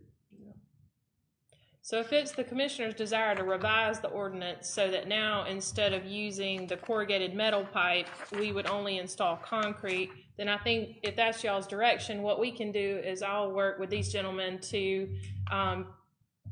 present you all with a resolution that would revise the language in the policy and also for the concrete, and then also maybe address this cost issue and outline a few options for that, if that's what you all desire. Okay. My vote says that it should be left up to the engineer to determine what pipe is put in based on value, engineering, and costing. And we can draft it that way also. I agree with that. Yeah. I mean, if the resident wants metal instead of concrete, you know, they pay for it. Give them a choice what they want to pay for. That's why I say. The engineer specify what's you know. needed. We wouldn't have to buy any more equipment or anything, you got everything, put the concrete in there, ain't you? Yeah. They put in concrete. The only thing it is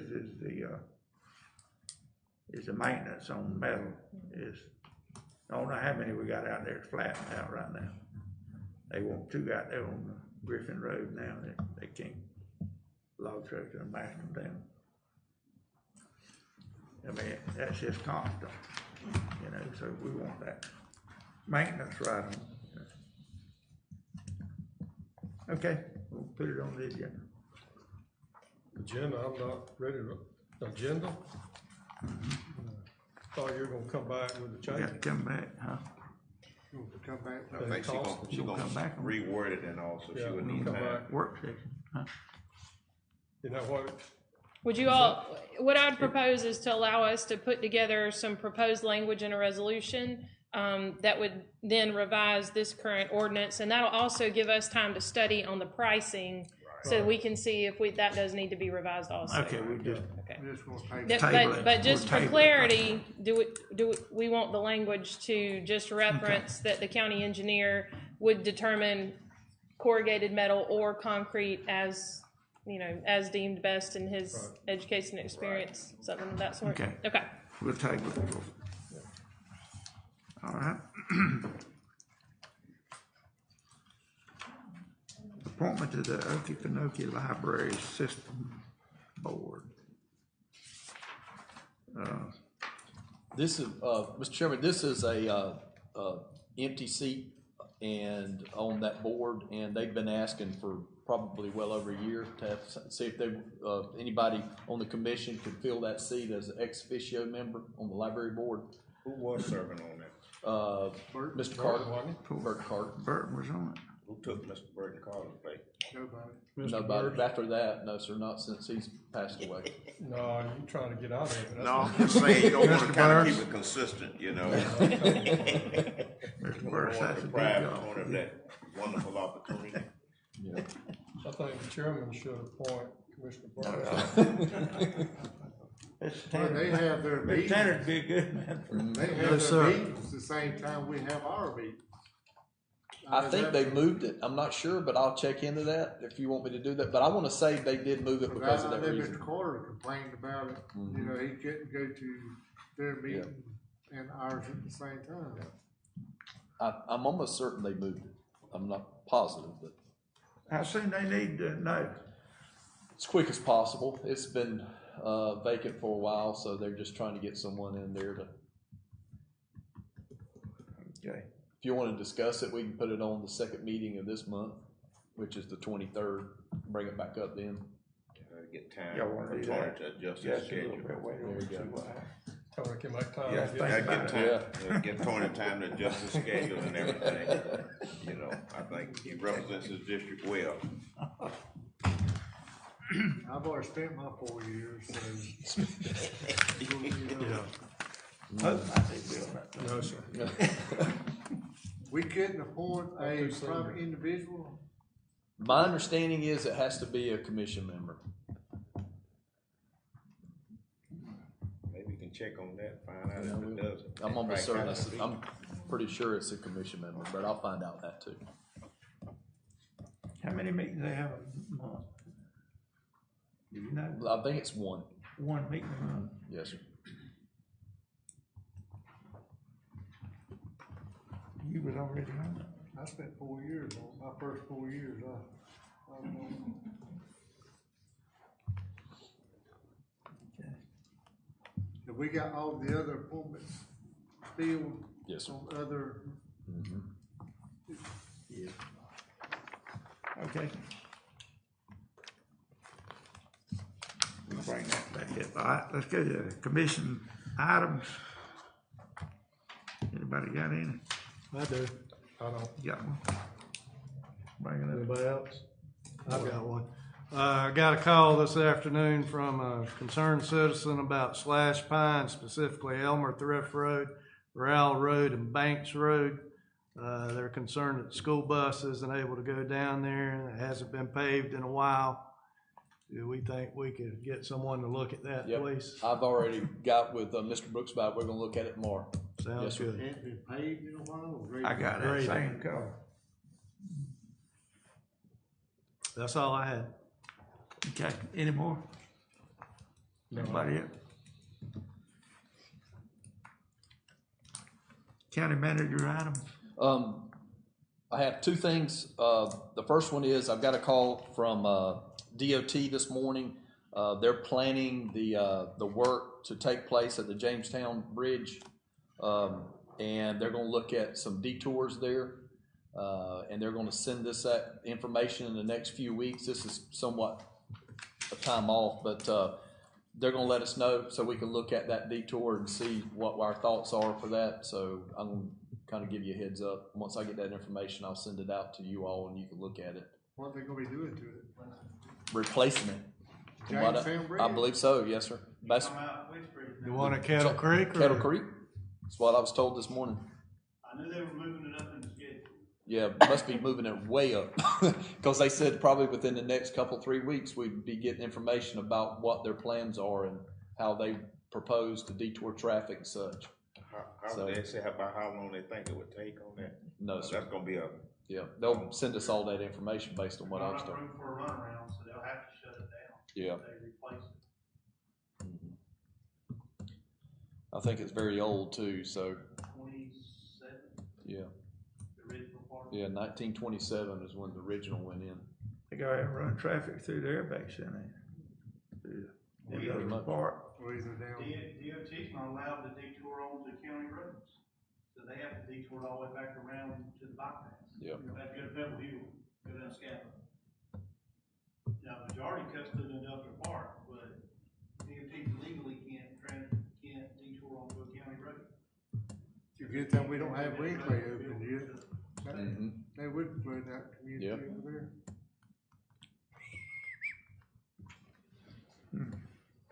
Okay. That's all I have, Mr. That's all Chairman. you got? Okay. Now your motion to adjourn. So moved, Mr. Chair. Second? Okay.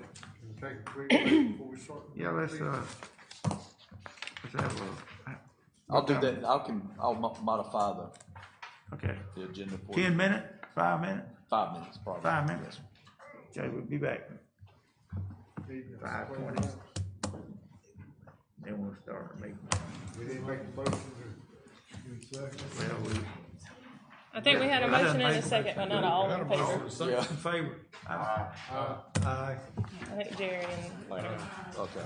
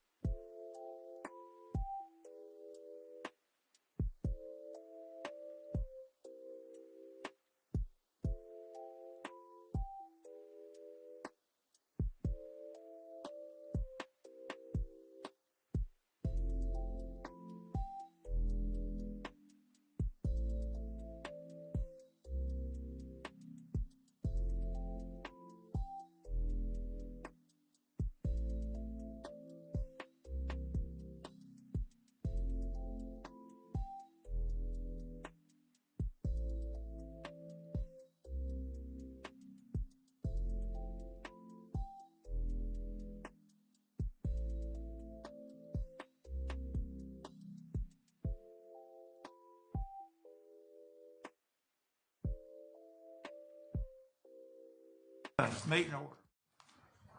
We go there. This is our regular Board of Commission regular meeting, Monday, August the 9th. Supposed to be 5, but it's 5:25. We done did a roll call, so we're gonna, and we did the food, so I'm going down to number 4, approval of the agenda. I hear a motion that we approve the agenda. I make the motion to approve the agenda that's set forth. Okay, Second. let's do a vote on it. Mr. Burst? Aye. Mr. Pope? Aye. Mr. Tanner? Aye. Mr. Barnard? Aye. Chair vote aye. Okay.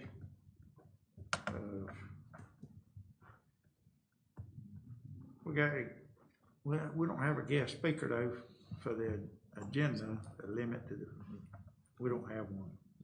I don't think so, Mr. Chairman. For all those people. We do, okay. Oh, we do? Y'all, Oh, Shall we? yeah, sure. yeah, okay. Oh, we okay. have a- Yeah, We do have, we're all a- together. okay. Oh, okay. Guest speaker.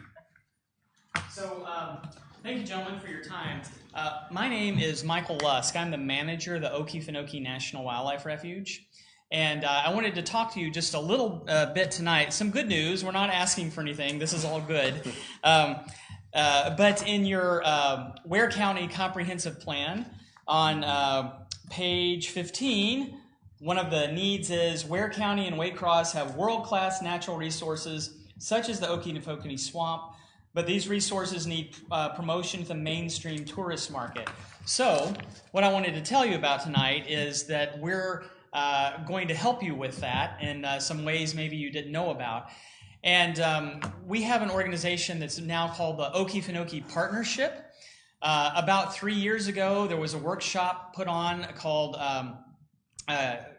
Working with Local Communities and Ecotourism. And at that workshop, we had representatives from the National Wildlife Refuge, Okefenokee Swamp Park, who is represented here tonight by Kim Bednarik, I'm sure that you know, and then Stephen C. Foster State Park. And so at that meeting, we decided that in the past, what we had been doing is sort of working competitively for tourism and, come to us because there's a small pie. And so what we decided was we needed to be working together cooperatively to really get the Okefenokee Swamp and all 3 of the entrances known out there in the public so we would increase tourism and visitation and not just come to one entrance, but why don't you come to all 3 entrances? So the Okefenokee Partnership is the National Wildlife Refuge on the east side and we have folks here that aren't here tonight from the Chamber of Commerce that work with us. And then on the north side, of course, it's Okefenokee Swamp Park and Patrick Simmons, who I'm sure you know, with the city of Waycross. And then Susie Heisey is our Chief of Visitor Services for the National Wildlife Refuge, and she's going to speak to you in just a moment. And then on the east side, we have representatives from Stephen C. Foster State Park, the manager there, and folks from the city of Fargo. And so we've all been working together cooperatively to get the Okefenokee Swamp more widely known and get more people here. And so I'm going to turn it over to a couple of people here tonight, and they're going to tell you about 2 of our initiatives. First, Susie Heisey is going to tell you about a new exhibit that's on I-95 at the Welcome Center. And then I think Kim and Patrick are going to tag team a new website that's out. And so with that, I'm going to turn it over to Susie. Okay. Good evening. Thanks for having us on the agenda tonight. So as Michael said, we've been working together for the last several years to promote ecotourism to the entire Okefenokee region. And one of our first successes that I want to tell y'all about is a new exhibit that was a permanent exhibit that was installed at the Visitor Information Center in Port Wentworth, Georgia. So as you're coming down I-95, it's on the southbound side as you're coming into the state from South Carolina. And about 5 or 6 years ago, the manager of that visitor center, as it was a new visitor center, was actually being built there, if y'all remember that. She approached me and she said, Susie, we need an alligator in this building. And so I said, okay, let's do that. And so over the period of several years, we began working and planning for such an exhibit. During that time, our relationships really began to form in this partnership. And so we took the exhibit as the first opportunity to really highlight our collaborative approach to marketing. And so this beautiful exhibit that is now going to be seen by 4 million visitors annually is collaborative in the approach. It has a beautiful touch screen on it that has all of the information about the entire Okefenokee region, and it has a full-size alligator. It's an alligator diorama, as well as touch screens about alligators and the natural history of alligators themselves. It took, like I said, it was over a period of many years that this exhibit sort of came to fruition.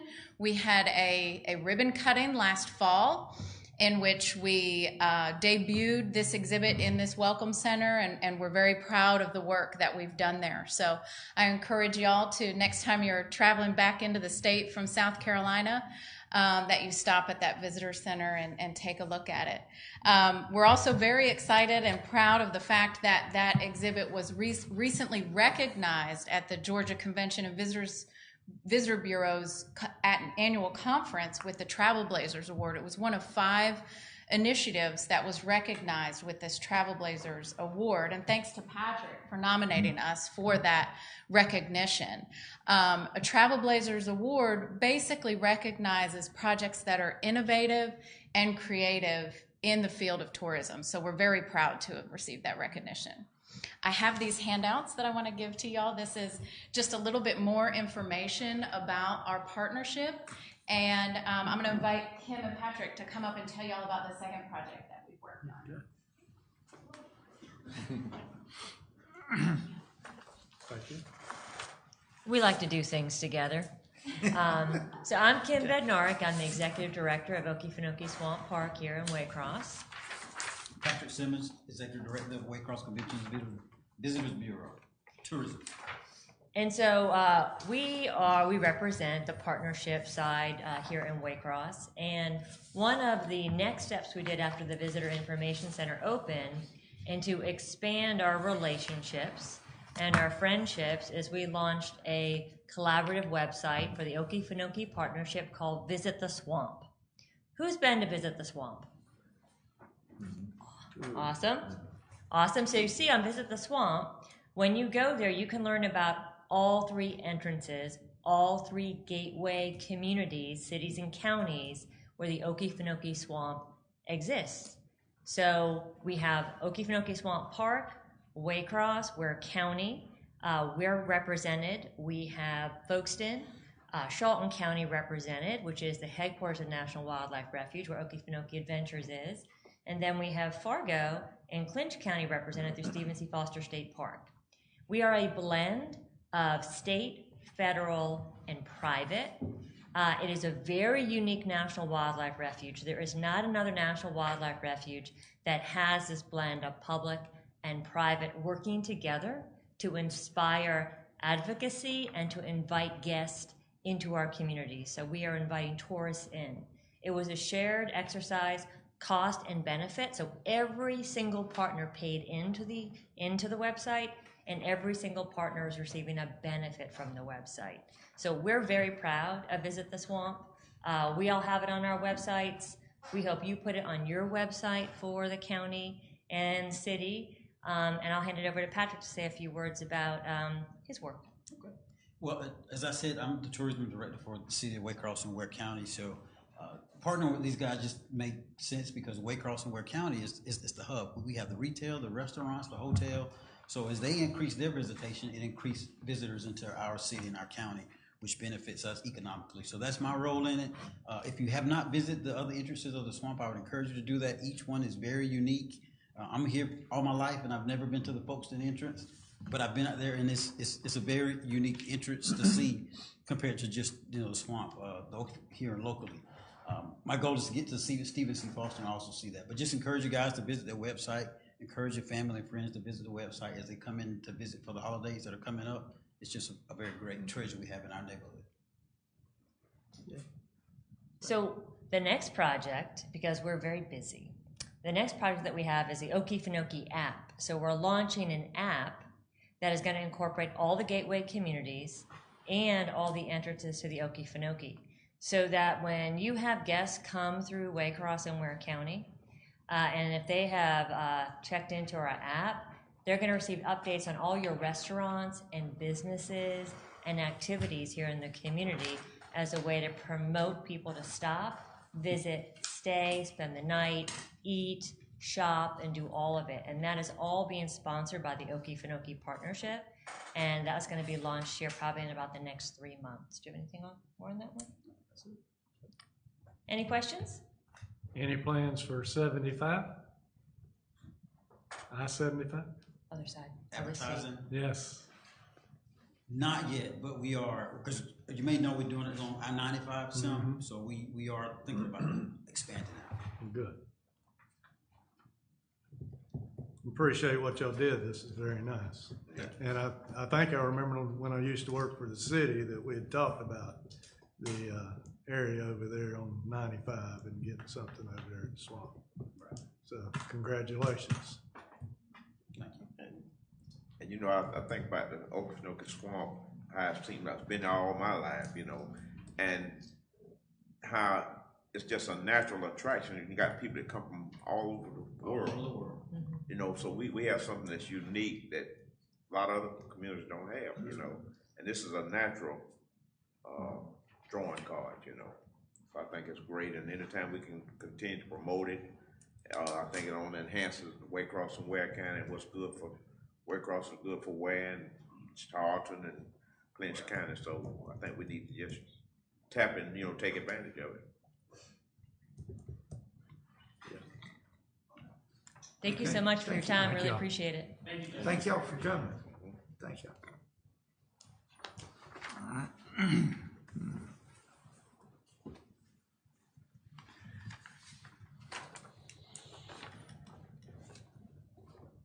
Let's see. Consent item approved.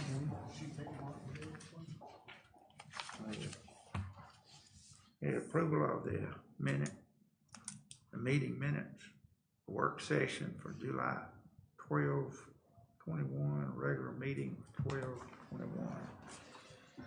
Mr. Chairman, I've emailed those out yesterday. One I did list on the agenda is the public hearing that was held on the budget. It's in the packet that I emailed you guys. And I was going to mention, if no one really had a chance to look at it since I emailed it yesterday, if I can move these to the next meeting. It's up to the commission. Okay. Do you want to approve them now? You don't want to approve them now? You can. I mean, I didn't know if anybody's had a chance to read through them. Yeah, I want to emailed approve them. them now? I or looked you through want- them, I didn't look- see any discrepancies in there. Okay. I mean, I myself. didn't see it. You ready? You want to approve? Well, I mean, that's, like I said, I just read them, but maybe the others haven't, you know. I Yeah, haven't. have you, y'all? I read it. You read it? Okay, let's approve. Hear a motion? Chairman, I'm gonna make a motion that we approve the meeting minutes of the work session of July 12th, 2021, and the regular meeting of July 12th, 2021, and also the call meeting for the This public hearing. Public hearing. Public hearing for the Public budget. hearing. Yes, sir. Okay. Do I hear a second on it? Second. Okay, let's vote on it. Mr. Burson? All right. Mr. Pope? Mr. Tanner? No. Mr. Barner? Chair votes aye. Okay. The agenda items. Memorandum of understanding with the Downtown Waycross Development Authority. Chairman, I move the memorandum of understanding with Downtown Waycross Development Authority be approved as presented by Mr. Moore. Second. Any discussion? So how many employees we gonna have on that board? Two? Two Two employees. total. It's two on each development authority, right? Yes, sir, but There's another memorandum with the other development. yeah, there's an additional memorandum of understanding with WWDA, but the way I understand with their new director, they're going to the private market, from what I've been told. They may want to come back and be on ours, but at this point, I don't know. So right now, it's just with the Downtown Waycross Development Authority. But Gotcha. WWDA is got their own insurance now? No, sir, I believe they gave the new director a stipend for private insurance, but I'm not sure how that's come out. I've heard recently that they may want to come back and join back with ours, so I haven't been told that yet, but that's what I heard. Nobody from WWDA is on our insurance, right? That's correct, yes, sir.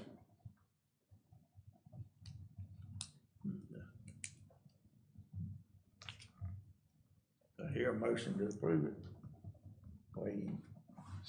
I made the motion to approve. I seconded, and Tony seconded it. All right. Let's vote on it. Mr. Burson? Aye. Mr. Foot? Aye. Mr. Tanner? Aye. Mr. Barner? Aye. Okay. Chair vote. The Georgia Burn Permit Service Agreement Contract. Have we heard that one? Do we want to go with that? We'll make a motion, we accept the fire chief's recommendation as presented. I'll second it. Anything on, any discussion on it? Not, let's vote. Mr. Burson? Aye. Mr. Pope? Aye. Mr. Tanner? Aye. Mr. Barner? Aye. I sustain. So Okay. you sustain, vote? I don't want to vote for it. Yes, I voted against it. I voted, dang, I ain't gonna vote for it. Who sustained? Huh? You can't sustain it. I don't- Basically, I don't- vote against it. Well, I don't, I vote no on it. Okay. Okay.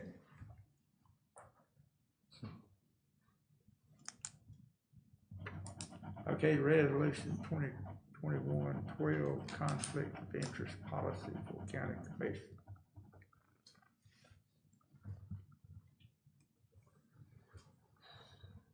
Mr. Chairman, I'll make a motion that we, approve the resolution 2021-12, conflict of interest policy for county commission. I hear a second. Second. Let's vote on it. Well, Is there any discussion. discussion on it? We didn't need to make any changes to that, right? During that long discussion, there wasn't anything that we needed to change that we were going to change. If the commissioners desire to change any language in the policy, I'm certainly happy to.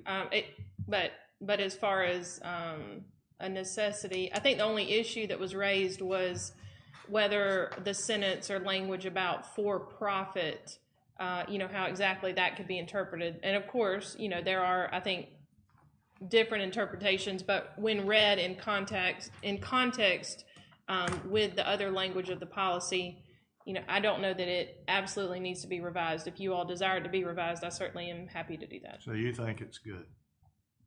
I do. Good enough for me. Okay.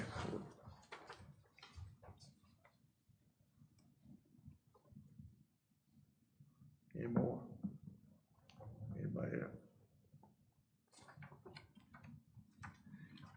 I guess we'll vote on it then. Mr. Burson? Aye. Mr. Pope? No. Mr. Tanner? Aye. Mr. Barner? Aye. I vote no. Did you vote? No, I don't read. I sustain from vote, is that right? No, this. you'll vote on the vote on it. policy. Yes, vote on that. I vote no.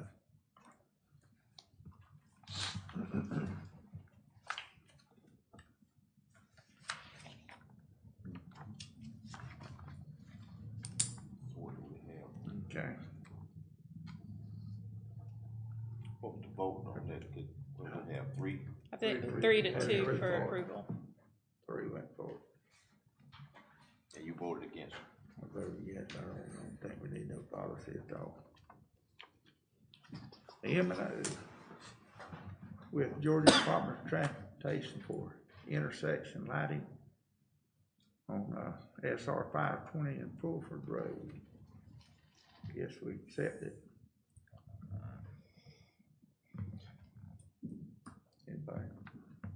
I'll make a motion to accept the MOA with Georgia Department of Transportation. I'll second it. Any discussion on I know Commissioner Barner's been working on this for a long time. It's well needed. Yeah. This will give traffic signals plus street lights to light up the whole intersection, correct?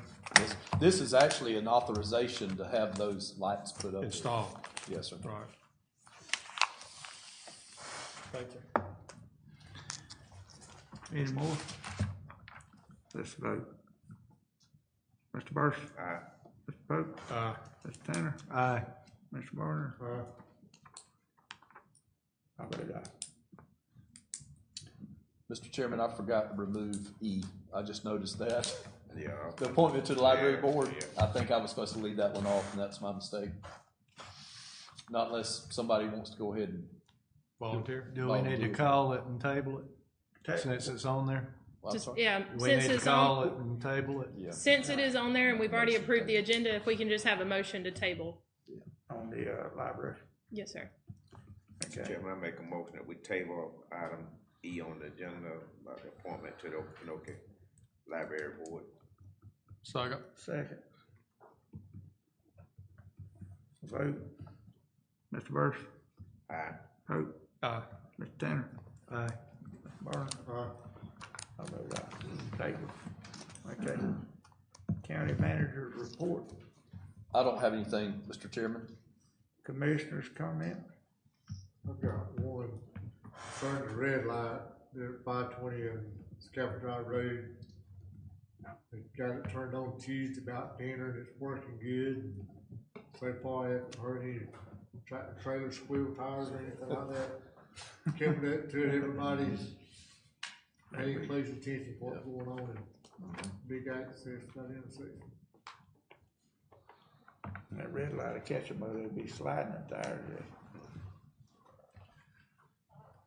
I've Any got a more? comment. You done, Steve? Any more comment? I do. Okay. As you all know, I was appointed to fill Burton Carter's position after he passed. Next week is actually qualification for the election to come up for me to either run or not run to the election. I have proudly served this community for a little over 30 years as a law enforcement officer. And I was happy to join in with the commission to try to do some things in the county. We have excellent staff. We have great leadership. But I wanted to make sure that I gave enough time for other people in, where am I at? District 3 to come up with someone to put up for my position. I will not be seeking election for this position. I will finish out the appointed term as I agreed to, but I will not be seeking election. So hopefully District 3, which I've lived in almost my entire life except when I was at school, away at school, we can find someone that is capable and willing to take on the charge of a commissioner. Appreciate the opportunity, and like I said, I'll do my best to fulfill my obligations. Thank you. Okay. Thanks, Mr. Tanner. Mr. Chairman, I just like to thank Myra from the John Herald and what is it, Jonathan? Spencer. Spencer. Okay, Spencer, for being here and our attorney. And also just like to encourage our citizens to be vigilant, to be very careful, based on the news and CDC, this COVID thing is kind of turning about face and coming back, and this other variant that's supposed to be out there, the variant. So only thing I can tell you is be cautious and try to protect yourselves and protect your loved ones. And also, just sorry to hear that Commissioner Tanner won't be seeking re-election, and still a long time between now and qualifying and all. So we may have to have a little power hour with him, you know, try to twist his arm a little bit. But, appreciate Tony and work with him as police chief with the city of Waycross. Got a good relationship, and I just hope that maybe he might reconsider somewhere. That's all I have, Mr. Chairman. Yeah, I'd just like to say that Tony Tanner has well filled Burton Carter's shoes on this commission. Does an excellent job, and I'm proud to have served with Tony Tanner. You'll be missed when you're not here. Thank you. That's all, Mr. Chairman. Anybody else?